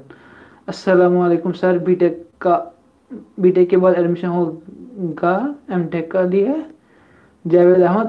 एडमिशन गि तो करो अप्लाई बट फैसल भाईजान आप बहुत अच्छा काम कर रहे हैं अल्लाह दे को तो सवाल कौन आज तक किसी की सिलेक्शन हुई है जिसके 75 से कम हो मास्टर्स के लिए इन पास्ट ऐसा कभी हुआ है 5,000 शुरू पत वरी सिलेक्ट वो पे तम 5,000 कम तो मगर जनरली सिलेक्शन गसान अगर तुम बाकी लेटर ऑफ इंटेंट इंपॉर्टेंट चीज़ क्या तुम पन पान एक्सप्रेस करान तो इसलिए अगर तुम एलिजिबल अप्लाई करो थोड़ा मेहनत लगान तो मगर तुम सोचो इस अगर तुम हल्क 5 मिनटन मेहनत या अकिस दोस मेहनत कम खस तो फ्री स्पॉन्सर्ड एजुकेशन तुम बत तुम खेन तुम हॉस्टल तुम एयर टिकट्स तुम मंथली तुम हस्पताल खर्च क्या हस्पताल सकोटस इंश्योरेंस पे सह खर्च तो सोरे फ्री इसलिए थोड़ा करो मेहनत अगर हफ्त ज़्यादा लगे वन पूरे रेत स्कॉलरशिप खत्म गसनस मज करो टाइम करो अप्लाई अगर न गो तो घर मज बिहित अगर न गो बड़ डिफरेंस मा गस क्रिएट कह मगर अगर गो तेल फायदे इसलिए यूज ज़्यादा अप्लाई करान तीज गसान चांसेस सिलेक्शन ज़्यादा वन कह यार मज कर लुक अप्लाई मज ज़्यादा लुक कर अप्लाई यम वरी मा कर क्या लुकन तान कर कोशिश खबर गई वातन ना ऑलरेडी 1,60,000 कोर पत्म वरी ऑलरेडी सबमिट तब गई 5,000 वो अगर मज 5,000 बे कर अप्लाई गई 1,65,000 तो तम ज़्यादा फर्क पे कह तुम करो पन्नस पे फोकस असल पे लिखो आपको समझ नहीं आया मैं बोल रहा हूँ मालूक प्रेसिडेंट लेटर ऑफ रिकमेंडेशन तो ये मालूक president as a 3 letter of recommendation तुम एक्सेप्ट कर मालूक प्रेसिडेंट दिवान लिखित लेटर पैडस पे असल बच्चे लेटर रिकमेंडेशन क्या गई असली रिकमेंड करान सफारिश वन पे thank you bro heads off to your efforts गो 3 एग्जाम जुनैद शेर शुक्रिया नहीं 92% है और एज लिमिट का मसला हुआ मुझे क्या करूं शाम सहल बैचलर्स खतर अगर एप्लाई कर तक 21 बिलो बे एज इंपॉर्टेंट अगर कस 69 आ सह हे एप्लाई कर मगर अगर 21 गई पे कर सिलेक्ट कह यूथ मे वुन रिसर्च कोर बह गलत sir if in selected for BTech what are the chances of placement in job placement though गो तस कड़ित यह तेल प्लेसमेंट पॉसिबल यु योर बांग पान यु तुम योर यू तुम पृछन तुम गो पन एटमॉस्फेयर क्रिएट पन फैकल्टी पन क्लासमेट पन टीचर्स पन सोशल सर्कल अगर तुम असल पे मेंटेन कर तुम चांसेस तुम मिलो प्राइवेट जॉब गवर्नमेंट जॉब मिल गो टोटली कहें क्या समझ जरूरी कोशिश करें ये पान बेरोजगारी ये पान इंजीनियर घर मज बिहित गो अगर ये गुक इंजीनियर बिहित कर कोशिश तमिस जॉब दिनस एज कम्पेयर टू बेस मुल्क पे योर पानी पे तमिस जॉब इसलिए हाँ अगर तुम पन पान असल तुम एक्सेल तुम लैंग्वेज क्या लैंग्वेज सो गई ये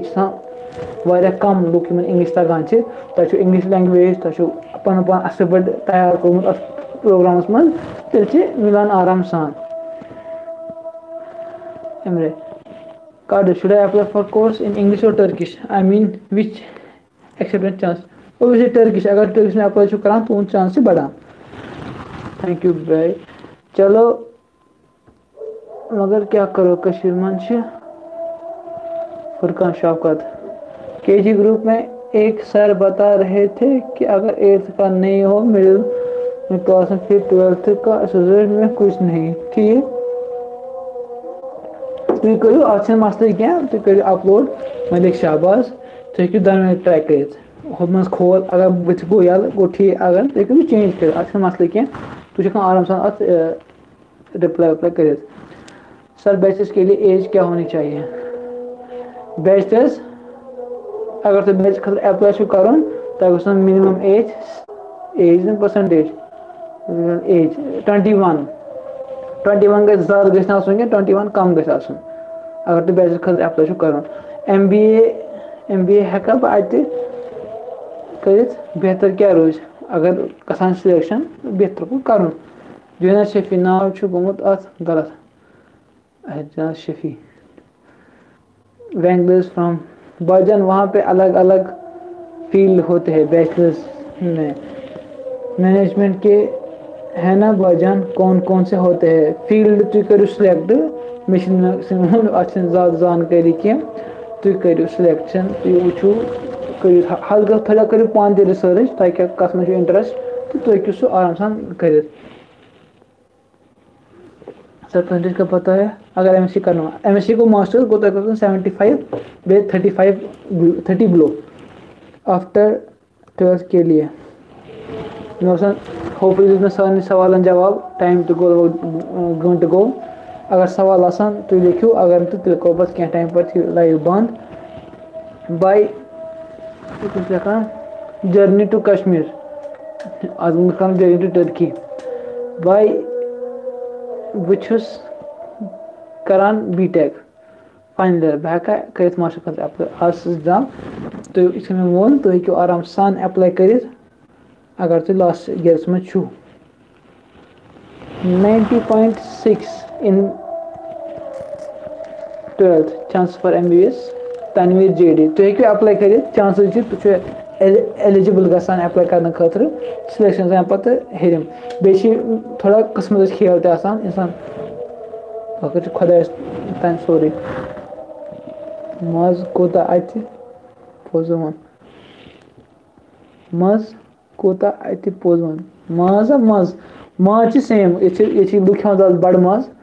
ये खान कट मज कह बड़ माज द्रोग एज कम्पेयर टू कट माज यह फैक्ट वनो ये खरी लुकन हतक बड़ माज खान तो ये खान बड़ माज सारे ज़्यादा बड़ माज किलो लगभग 500-600 रुपये कट माज 400-450 अच्छा वो दिवान मार्केट रेट पे क्या लेटर ऑफ रिकमेंडेशन 1 से ज़्यादा रखनी है लेटर ऑफ रिकमेंडेशन रखनी है फुरकान शौकत 43 सो लिरिक्स सर आपने बोला ही नहीं इंटरव्यू ऑनलाइन है या ऑफलाइन मैं वो स्टार्टिंग मजी बे दिमो जवाब 100 लिरिक्स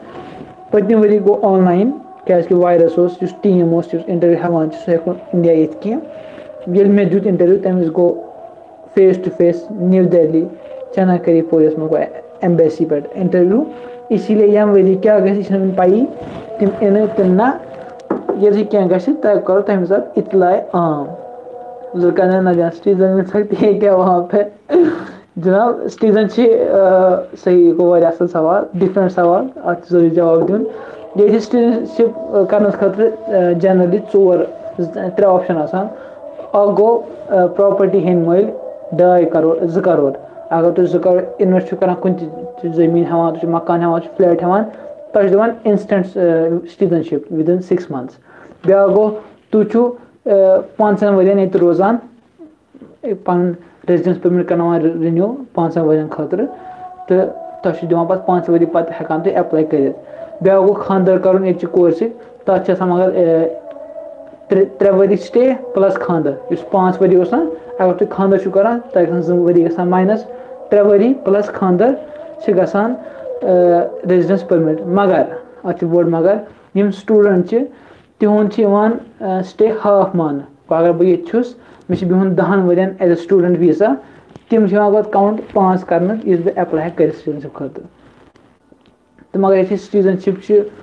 فٲیدٕ تہٕ نۄقصان تہِ چھِ مگر یُس ریزِڈنس پٔرمِٹ چھُ ایٖزلی یِوان دٔستِیاب کَرنہٕ thanks a lot Sahil Raza 71 in 12th and 12th how many chances چھِ کَران ڈِفرنٛٹ تُہۍ کیٛاہ کٔرِو سِلیکٹ ارشد کال می سمیٖر شفیع آپ کون سا کورس کَرو بہٕ چھُس کَران بیچلٲرٕز پانہٕ ییٚتہِ بیچلٲرٕز آف تھیولوجی کٔشیٖر ژٕ کَمہِ ڈِسٹرکُک بہٕ چھُس مِکٕس ڈِسٹرک بہٕ چھُس سرینگرَس منٛز زامُت گاندربَلس منٛز پَلیومُت ٹٔرکی منٛز پھلیومُت ماریا مروٗ السلام علیکُم سچ اِنفارمیٹِو میسیج شُکریہ of course aim for NEET JEE of course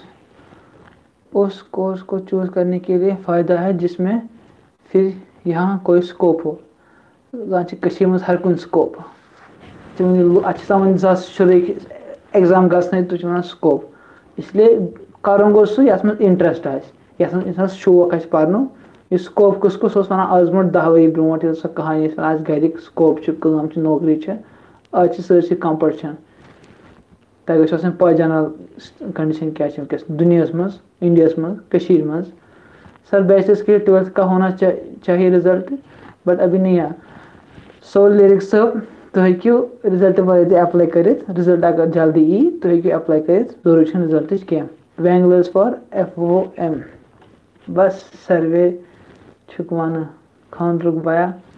बस सर्वे छुक वन खानद्रुक बया खानदर सही खानदर जरूरी I have DOB 7 kahas do on Aadhaar, but document is 7 kah dasya. Will it affect? Generally kana matter तुहंद पासपोर्ट क्या है अगर आधार अमिक मालूमात कह अगर करेक्शन तो यह क्या कन्फर्म करना तनवीर JD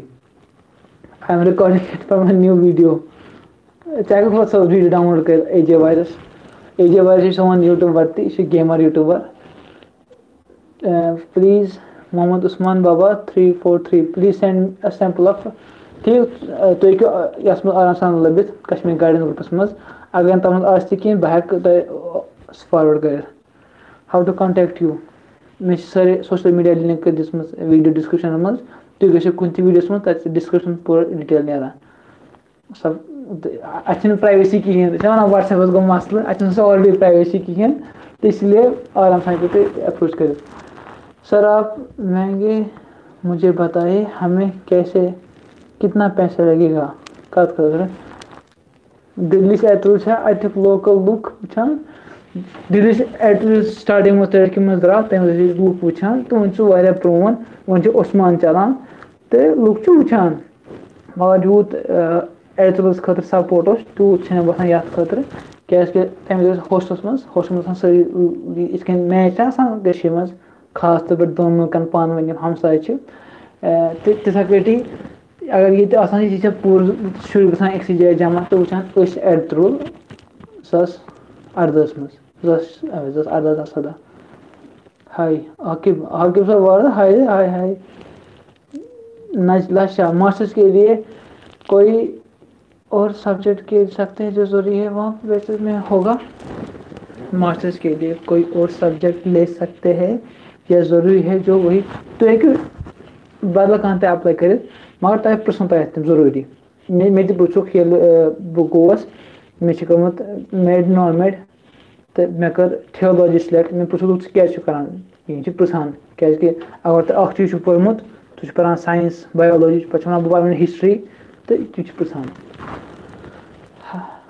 मोहम्मद अहमदो ए वल्ला कदम हादे आइंदा शकुल्ला कशरुक नाव थो जिंद अशी थावन जो मोहम्मद उस्मान बाबा 343 सर टर्किश लैंग्वेज कितनी मुश्किल है यह ज़्यादा मुश्किल क्या टर्किश लैंग्वेज वारिया ईजी लैंग्वेज अत मज हुत मत जेंडर बेस जेंडर अक लर्न बे वर्ब आसान तथ कर पे एड मिसल यमिक अत पे बचे खोम खोम गस थोड़ा कर मैच कश्मीर तथ मज तो बे बह पे पान वस सिमिलैरिटी कश्मीरी टर्की तो तम वीडियो हेकू तुम वुचित तो ब्रो कन तुम वीडियो इन तो ज़्यादा मुश्किल यह क्या। सवाल लिख दित मे जवाब आधार कार्डस पे क्या डीओबीएस मज क्या अब मे पान मालूम क्या मे वुल गो सवाल तुम एरर इन डॉक्यूमेंट्स तो यह को कन्फर्म करने हॉस्टल वही देते हैं या खुद रूम ले सकते हैं। साहिल रजा ये तुम गो सिलेक्ट ग तुम हॉस्टल और Turkey स्कॉल hostel provide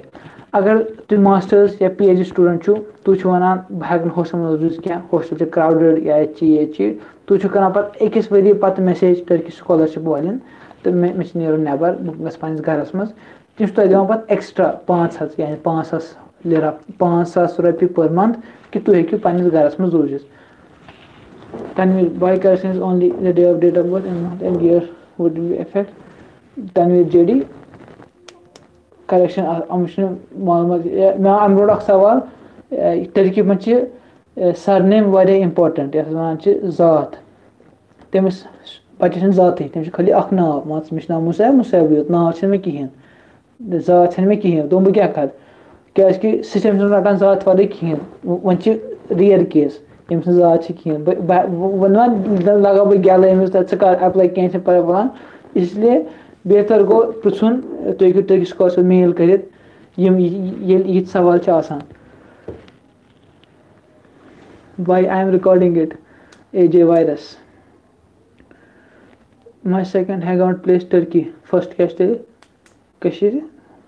Wandus mas Dallas mas biwan cricket गिंदन। अस्सलाम वालेकुम कश्मीरी सोल। वालेकुम अस्सलाम इर्तिजा। फिर आपने क्या बोला उनको जब दूसरा सब्जेक्ट लिया था मास्टर्स में था इन मास्टर्स मैंने जस्टिफाई किया अपने इंटरेस्ट बता दिए नाजला शाह पन पान को एक्सप्रेस मे क्या रटा मे क्या कोर तो मे भी तुम गई तम इम्प्रेस तो तुमो को सिलेक्शन क्या मे तुम लेटर इंटेंट क्या तुम क्या पार why are you intending to do this अगर तुम असल पे एक्सप्रेस कर तो इंशाल्लाह चांसेस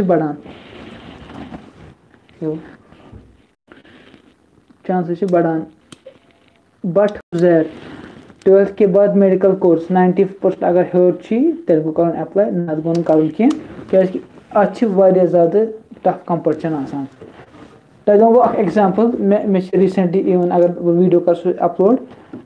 मे रूममेट वनकस सह डॉक्टर तमिस गई recently selection as a doctor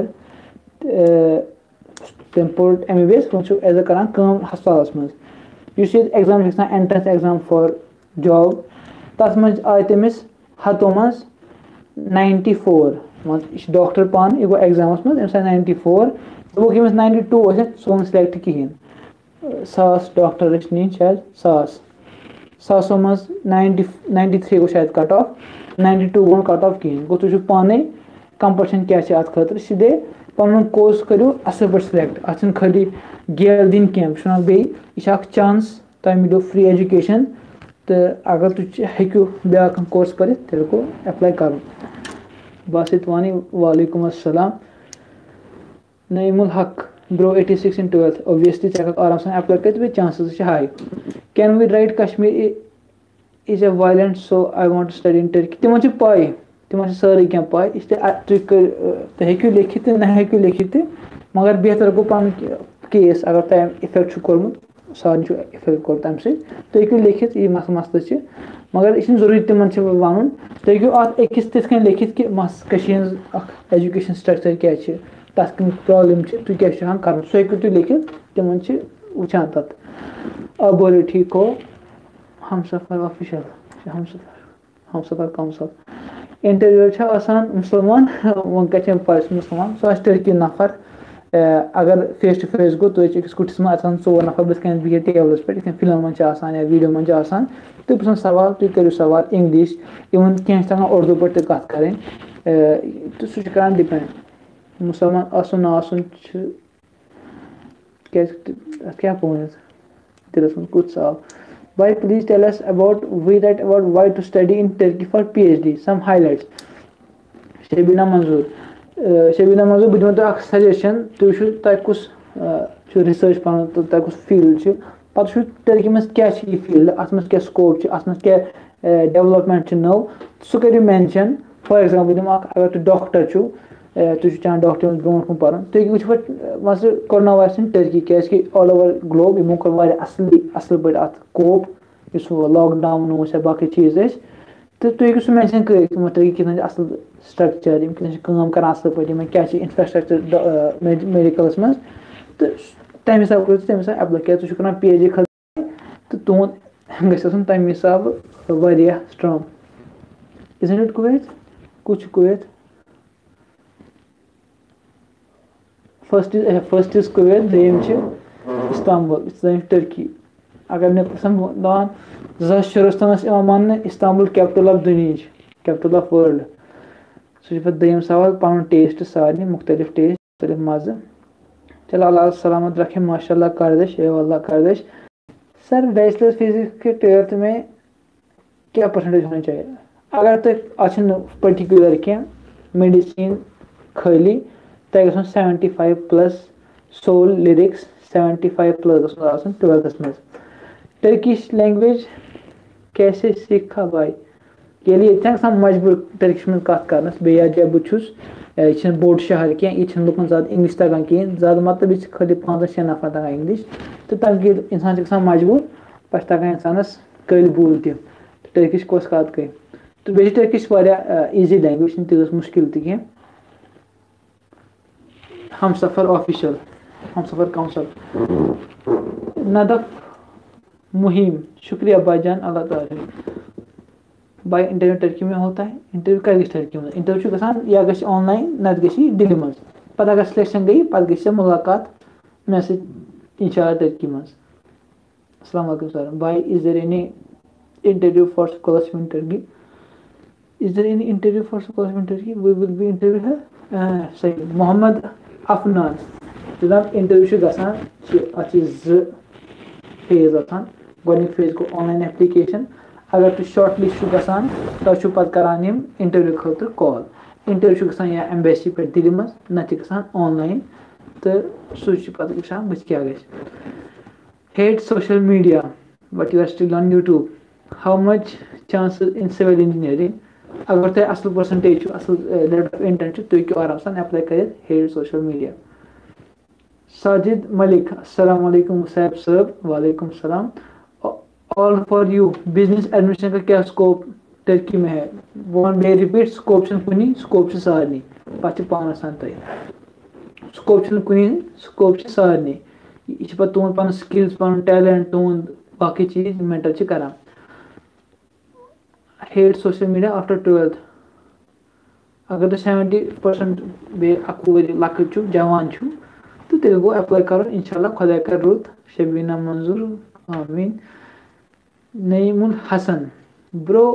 बे कर 43 इंसान वुचान 64 लाइक गम इसलिए तुम करो गो चैनल सब्सक्राइब यू कर्मुत कहें क्या तुद सपोर्ट लगान वारिया बकार अ मोटिवेशन मिलान इंसान ब्रो कम कर खतर गो वजल बटन गो दबावन तो बे गो वातान वीडियो तिमन तक वन बकार हेक लगित बाय इंटरव्यू कहाँ हेल्ड होगा मोहम्मद आफान या गश दिल्ली मज नत गश ऑनलाइन प्लीज़ कुछ बताओ टर्किश में नहीं दिए मेंशन दी तब समझी इसलिए ज़्यादा गई सो थकान वकान इसलिए गो बेहतर Sajad Malik my thesis is yet to complete can I still apply for PhD in civil engineering अगर तुज डिग्री या थीसिस यह अगर ये अगस्त सितंबर तक कंप्लीट गि तुम हेकान अप्लाई कर सर हम ऑनलाइन सीख सकते हैं टर्किश लैंग्वेज तुम हेकू अख पार्ट मतलब ग्रामर वोकेबलरी तुम हेकू सह ऑनलाइन हेचित तथ मे यूनुस एमरे इंस्टीट्यूट तम पान ड्यूलिंगो एप्लिकेशन सो असल एप्लिकेशन सो मदद करान मगर कत कर खतर स्पीकिंग खतर टर्की यून जरूरी या कंस नफर सत कत करें यम सत तुम पन स्किल्स हेकू डेवलप कर हर कुछ लैंग्वेज खतर वैलिड अगर तुम इंग्लिश हेचान तुम पान किताब तुम वोकेबलरी अगर कत कर कहें तुम हेकान पन पान एक्सप्रेस कर इसलिए अस पेवान जेव फिर यह सोल लिरिक्स खतर जवाब पत क्या ब्रो हम सफ़र ऑफिशियल अगर मैं टर्की घूमना आऊँ आप मुझे मिलोगे अगर मुलाकात नसीबस तेल क्या समखो सर कोई मार्क्स अपलोड नहीं करना है करने क्या होना लगता है Mir Aqib sir What do they generally ask in an interview for PhD? Like, do they ask about relevant subject? Obviously, they ask about relevant subject and also about your interest and current affairs about Turkey. Sir, I am result of 12th hate social media channel. Sir, my result of 12th will declare in March. How many chance I have? Result अत matter करान तुम apply कर अगर तो तुम select गि hello Aqib sir लिखान hello hello बोलो वन सा Aqib sir Mohammad Afan do we have to pay anything if we go through scholarship no you have to pay nothing just you may have to pay some money for the translation of documents in the beginning and for the attestation of documents बाकी sorry Turkish scholarship करान provide is written letter of recommendation valid written मतलब अत अगर handwritten चलान handwritten चले अत muscle कह जुल्करनैन हमाद अजान अस्सलाम वालेकुम कादशिम वालेकुम अस्सलाम can we take the recommendation letter from other teachers place obviously तुम कुन जाए अनित तो मगर तम गो लेखन तुम तुह रिलेटेड बे तुम इंटरेस्ट रिलेटेड स्पेशली कोर्स तुम कत कोर्स खतर अप्लाई करान सह इम्पोर्टेंट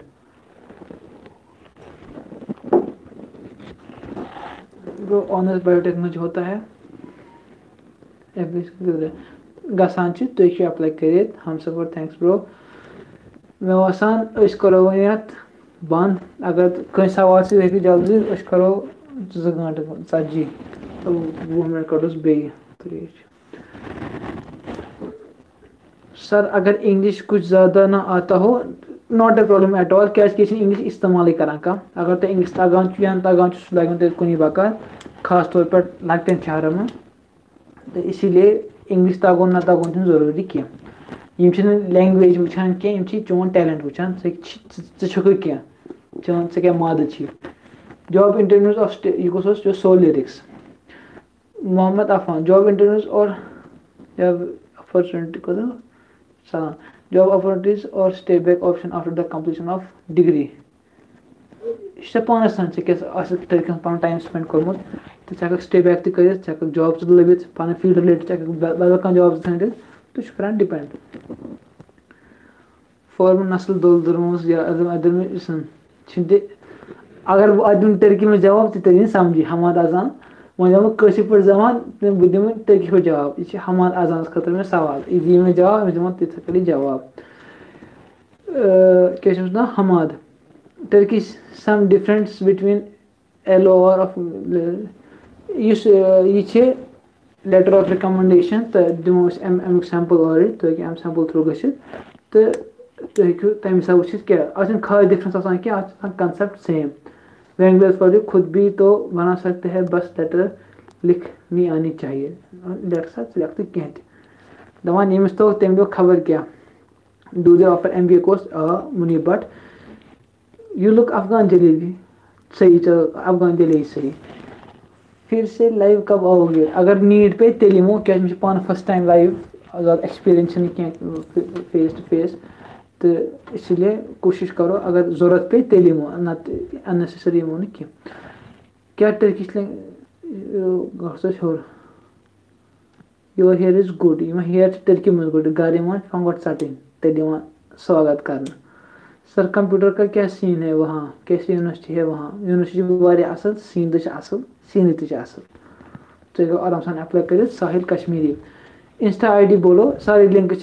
डिस्क्रिप्शन मज सक गो वो कुन इंस्टाग्राम व्हाट्सएप ID क्या जरूरत वो आराम सान SK। अस्सलाम वालेकुम वरहमतुल्लाहि वबरकातुहू, PhD इन फूड टेक्नोलॉजी और डाइट। सही करो सा अप्लाई। ऑल द बेस्ट मेरे तरफ सारे। क्या टर्किश लैंग्वेज हक वन अकिस वारिया मज आराम सान हेचित 170 YCET 16 सक आराम सान हेचित अत मसले क्या। University apply for civil engineering Marmara यिल्स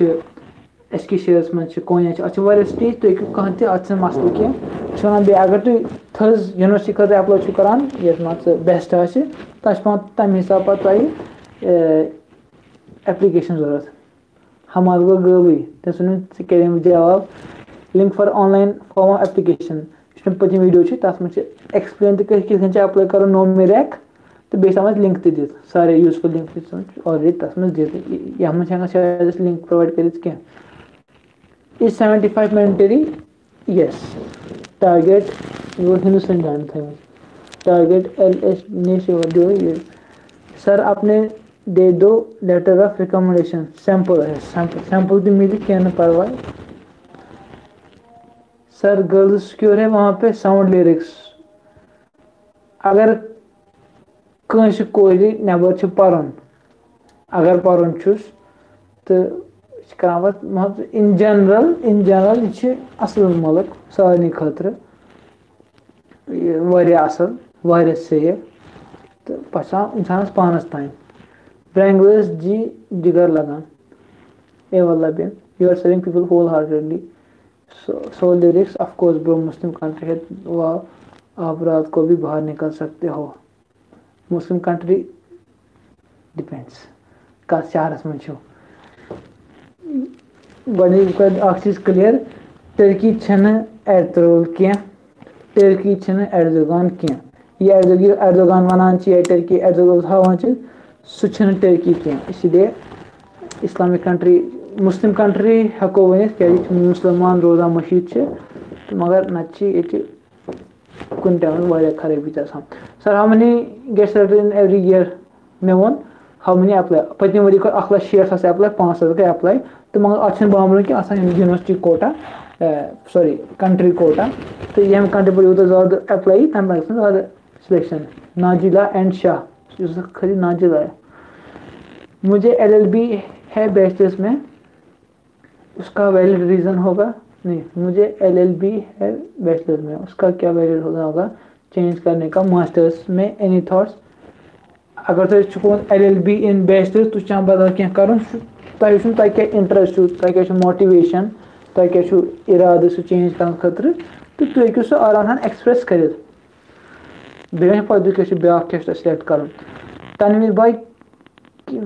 खुदा करी हिफामेन sir Izmir okay to apply personally बहुत कर सजेस्ट इजमिर क्या इजमिर टर्की सारे खुद खराब इलाका मान बेकिस सेंसस में। सलाम Musaib could you please make a Telegram group it will be more useful अच्छे व्हाट्सएप ग्रुप ऑलरेडी मगर लोग चलान एज प्राइवेसी प्रॉब्लम मगर मज तो प्राइवेसी पे सारी बनो अगर नीड पे तेल बनो कैनेडियन आर्मी देर मीर आकिब आर्मी कर सिटीजन ज्वाइन नबरम कद आर्मी ज्वाइन कर मेडिकल क्या कि नॉन तनवीर पान पृछान अस्सलाम वालेकुम interview is knowledge oriented is that knowledge oriented बे तुहज मान तुम क्या तुज बॉडी लैंग्वेज स्किल्स सह तम वुचान तवे इंटरव्यू करान नॉलेज खुद हेकान तम लेटर ऑफ इंटेंट फॉलो कर बुर्दा सरमा जवाब दे मे दिन हमाद आजम तीन में ना कत लैंग्वेज मे जवाब लिखान टर्किश पे बोल चोन सवाल मे याद तो वन कत लैंग्वेज जवाब अगर टर्किश में तो दिमो टर्किश में जवाब अगर इंग्लिश में गि इंग्लिश में जवाब तो तरी सह जवाब समझ मीन सह मसल मे खर मसल क्या बहुत फट कर जवाब इग्नोर तनवीर एंड वैगदस दर करान जी मेडिकल अब मैनेजमेंट करूँ मेडिकल अब मैनेजमेंट करूँगा मेडिकल में कुछ नहीं रखा पान सा गया बदल कोशर why don't you meet Mustafa by from Pakistan सह अलग बहुत अलग यानी जरूरी समखुन बस अगर मौका मिले समखो कथ कह तो सह बेकिस टीम बेकिस टीम अलग अलग जायन मज तो मेजॉरिटी ऑफ टाइम इस्तांबुलस में बहुत इस्तांबुलस बहुत दूर अकिस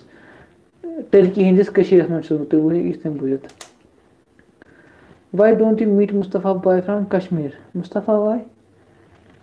चलो गो पाकिस्तान चलो हाई स्कूल में मेजर फील्ड ऑफ एजुकेशन में क्या लिखना है चौन हाई स्कूल में अगर लिखुन जनरल से क्या या अगर बुथ साइंस स्टेट लिखुन साइंस अगर जनरल तनवीर तो नीचे दिवान ड्रॉपर वेस्टर्न कल्चर कितना है वहाँ पे पूरा मेरा के मगर कर डिपेंड चाइनीज टीमस यूनिवर्सिटी तो ठीक our dropper bankers bachelors 72% engineering how would level for getting bursary for master if you have Bandipore 360 check apply कर तो पॉसिबिलिटी क्या कहन वन मगर अख चीज कंपटीशन वारिया ज़्यादा 6 to 5 भाई आपने बैचलर के लिए अप्लाई किया था इस कोर्स में नईमुल हसन आना जनाब अच्छे बैचलर खतर अप्लाई कर्मुत भाई मेरे सर्टिफिकेट पे मेरा सरनेम नहीं लिखाई थी जब अप्लाई कर रहा वहाँ तो लिखाई नहीं रहा व्हाट शुड आई डू भाई मेरी सर्टिफिकेट पे मेरा सरनेम नहीं लिखा जब अप्लाई यह टेक्निकल मसल अमुक हेक बह कहें वन क्या मे ब्रो स्टूडेंट तमिस सरनेम सह अप्लाई कर वो क्या लिख सरनेम के बदल तो अप्लाई कर क्या सरनेम पार्ट यल त्रित कह यह तमिस वो े कर टर्किश स्कॉलरशिप वाले मेल चून एक्सेप्शनल केस तो वो क्या वन ती कर सजेस्ट क्या अच्छे सारी नॉलेज क्या बस कर कोशिश मे पाई तम वात बह अगर मे क्या पाई कहें बह वो सो भाई मे पाई कह करो बे कुन मालूम या बह कर तुम मदद सह वचन योर चॉइस सर सेन बशर विल्सन हमाद अजान सेन ये वार सह कंत बशर विल्सन अमा नियत मकतूब चुक ओनमली ओनवर दिक्कत उशेलर वैंगल बांडीपुर तहसील ठीक अस्सलाम I want to pursue PhD in environmental science I have done masters in environmental science सह आराम सा कर अगर तुम क्राइटेरिया मीट करान टाइम क्या है वहाँ पे 2 घंटे पथ तम सा बजे वनकस 9:20 सॉरी 7:20 बजे 2 घंटे तह नश पथ अस्सलाम वालेकुम नो मैटर व्हाट अदर्स से just keep good work up तुम करो सपोर्ट कॉमिक हिपस्टर करो पन कंटिन्यू सपोर्ट वोस चलान यार तो लगे सब्सक्राइब बटन बन दबाई what should I apply for कोने और बुरसा और यूनिवर्सिटी सिलेक्शन चांस बुरसा असल कोने असल त्रबलन असल एसकी शेयर असल यूनिवर्सिटी करो सिलेक्ट इस्तांबुल करो आखिर सिलेक्ट सोहेल नजार वालेकुम अस्सलाम एनवायरमेंटल साइंस का कोर्स है मेर आगे तीन सवाल पसान जान इस पसान एनवायरमेंटल साइंस ते इसी पसान एमबीबीएस ते इसी पसान कोना नो मेरा सब तो क्या पढ़ना है होता चुन चुन mobile sir what about BTech अदु अप्लाई करन अगर तो क्राइटेरिया मैच कर 70+ इन 12th bay 21 below are there any scholarship that we can avail for masters ये scholarship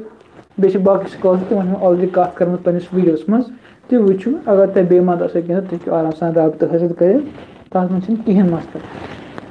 I have already asked you about that but आपने कुछ नहीं बोला about what Shahid Rashid what do you do there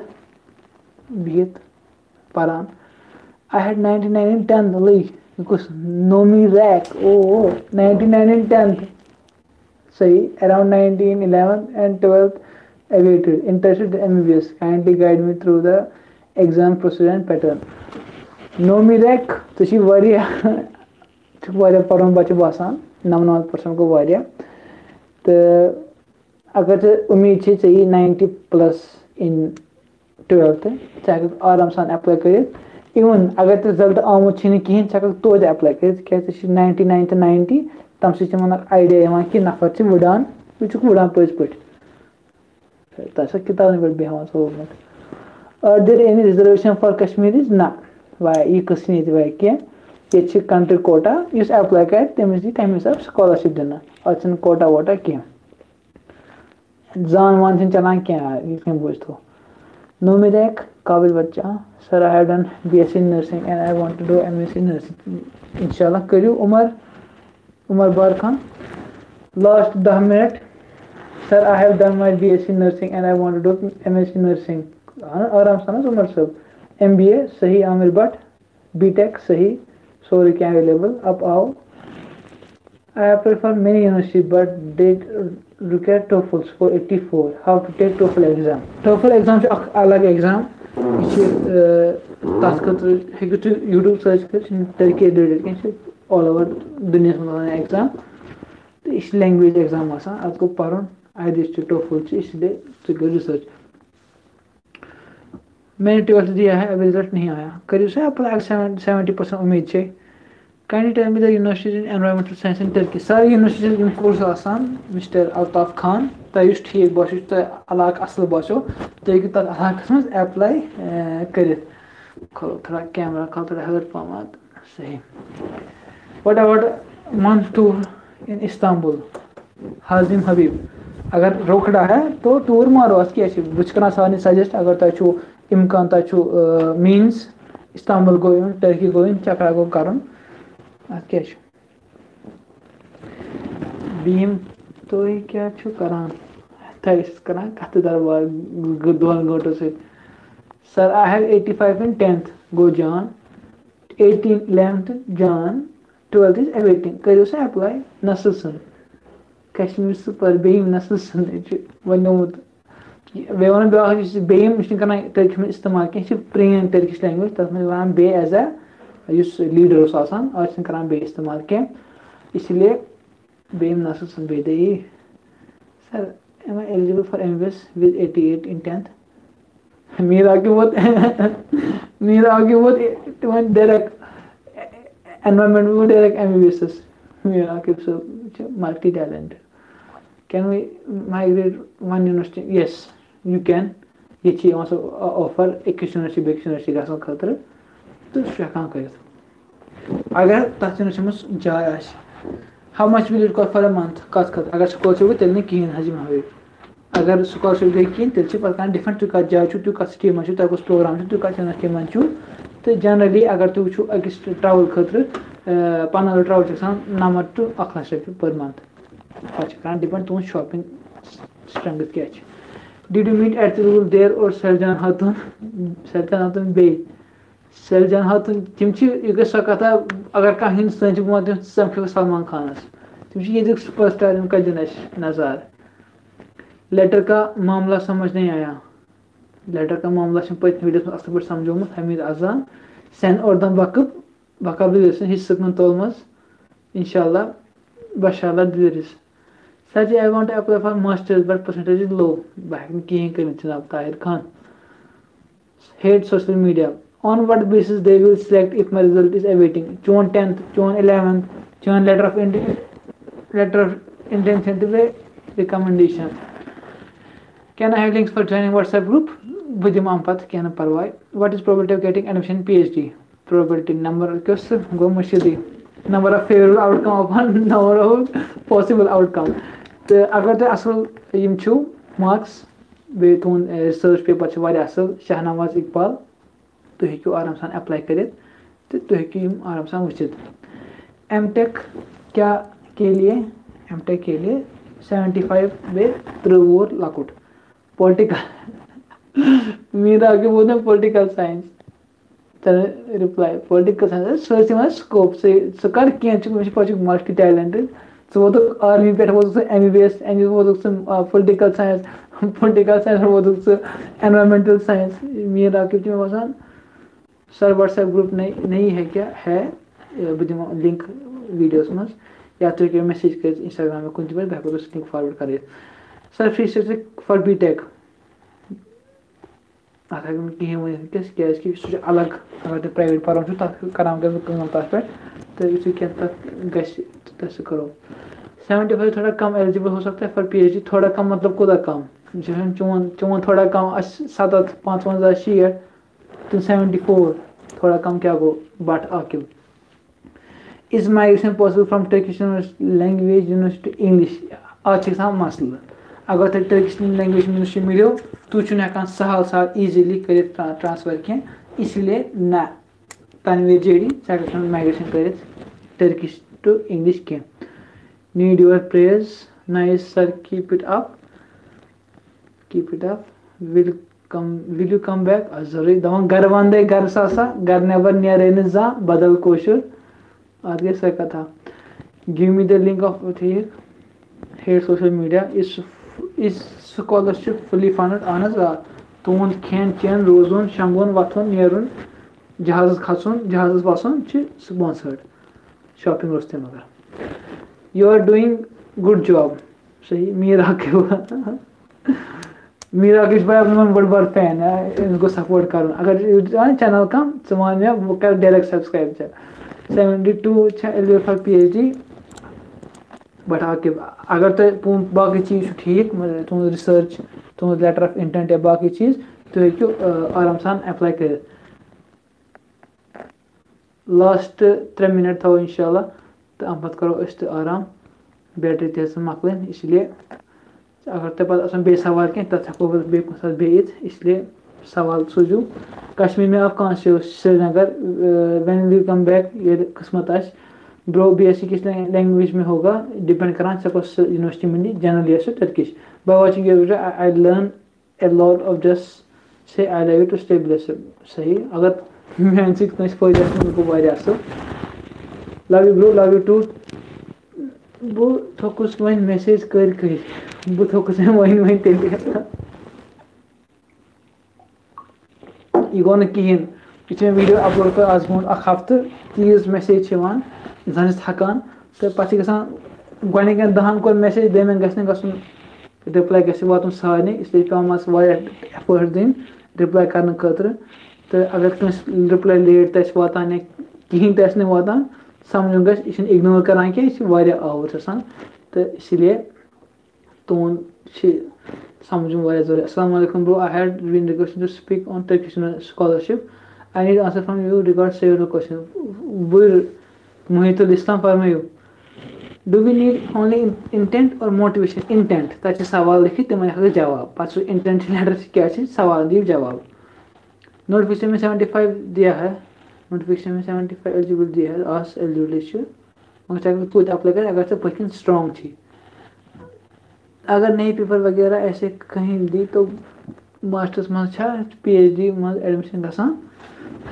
अगर न paper वगैरह कह तो मास्टर्स राहिल अयूब रथर अमिक में ज़्यादा नॉलेज क्या थोत पार्ट थीसिस अपलोड करने खतर पेपर अपलोड करने खतर अगर तुम सह गो ठीक अगर न तुम अप्लाई कर तो तुम वो क्या पान तूत एक्सपीरियंस क्या reason so lyrics sir 11th में क्या होने चाहिए परसेंटेज बैचलर्स के लिए कुछ भी मेन 12th बे 10th चलो गर्दश खुदा हाफिज इंशाल्लाह you are a gem bro माशाल्लाह नूर वसान लाइट पेट की what are question asked for SOP you तुम अप्लाई करू अकाउंट बनाओ आसान 3 सवाल why Turkey why this course ताकि शौक फलान 3 सवाल 1 मंथ टूर का कितना खर्चा आएगा जुल्करनैन सब यह वुन क्या वनक फ्लाइट द्रज पे वनक फ्लाइटी जुल्करनैन नजार तो ना जनरली अगर करो हिसाब 40 अराउंड दिल्ली टू इस्तांबुल गसान 40 रिटर्न वीज़ा थो 10,000 फॉर एग्जांपल गई 50 तो 40 वुह 30 गसान आराम सान नसनस खतर तो सह डिपेंड तो इसलिए 60,000 हेको वन डिपेंड करना पे इंसानस पानस पे मगर तुम करो एप्लाई इंशाल्लाह उम्मीद तह हे मिलत तुम प्रोफाइल मे पाई तो जुल्करनैन नज्जार सब तुम करो प्रोफाइल खुद एप्लाई तो इंशाल्लाह उम्मीद तह समखो ये क्या तथ मज गसित मोटिवेशन पे थोड़ा रोशनी डालो भाई मोटिवेशन में थोड़ा रोशनी डोजम कर ख़त्म थैंक यू भाई मुझे अगर मेन दोस्त बड़ in need he wants to be master तमिस कदम मदद कर एज यू कंटेंट रिव्यू सो पा क्या MRC बेसिक्स है तुम Abrar Bro in letter of intent what to write in section 2 it shows the subject thesis and literature अगर तुम चेक अप्लाई कर तमस क्या तुम सवाल letter of intent programme university तुम आराम सान फेसबुक ग्रुप तुम तथ मज पृछित कश्मीर गाइडेंस मज तम सन बरादर तो तिम कर भरपूर मदद इंशाअल्लाह क्या तुम मेन खुद ज़्यादा एक्सपीरियंस तम पान तम नफर तम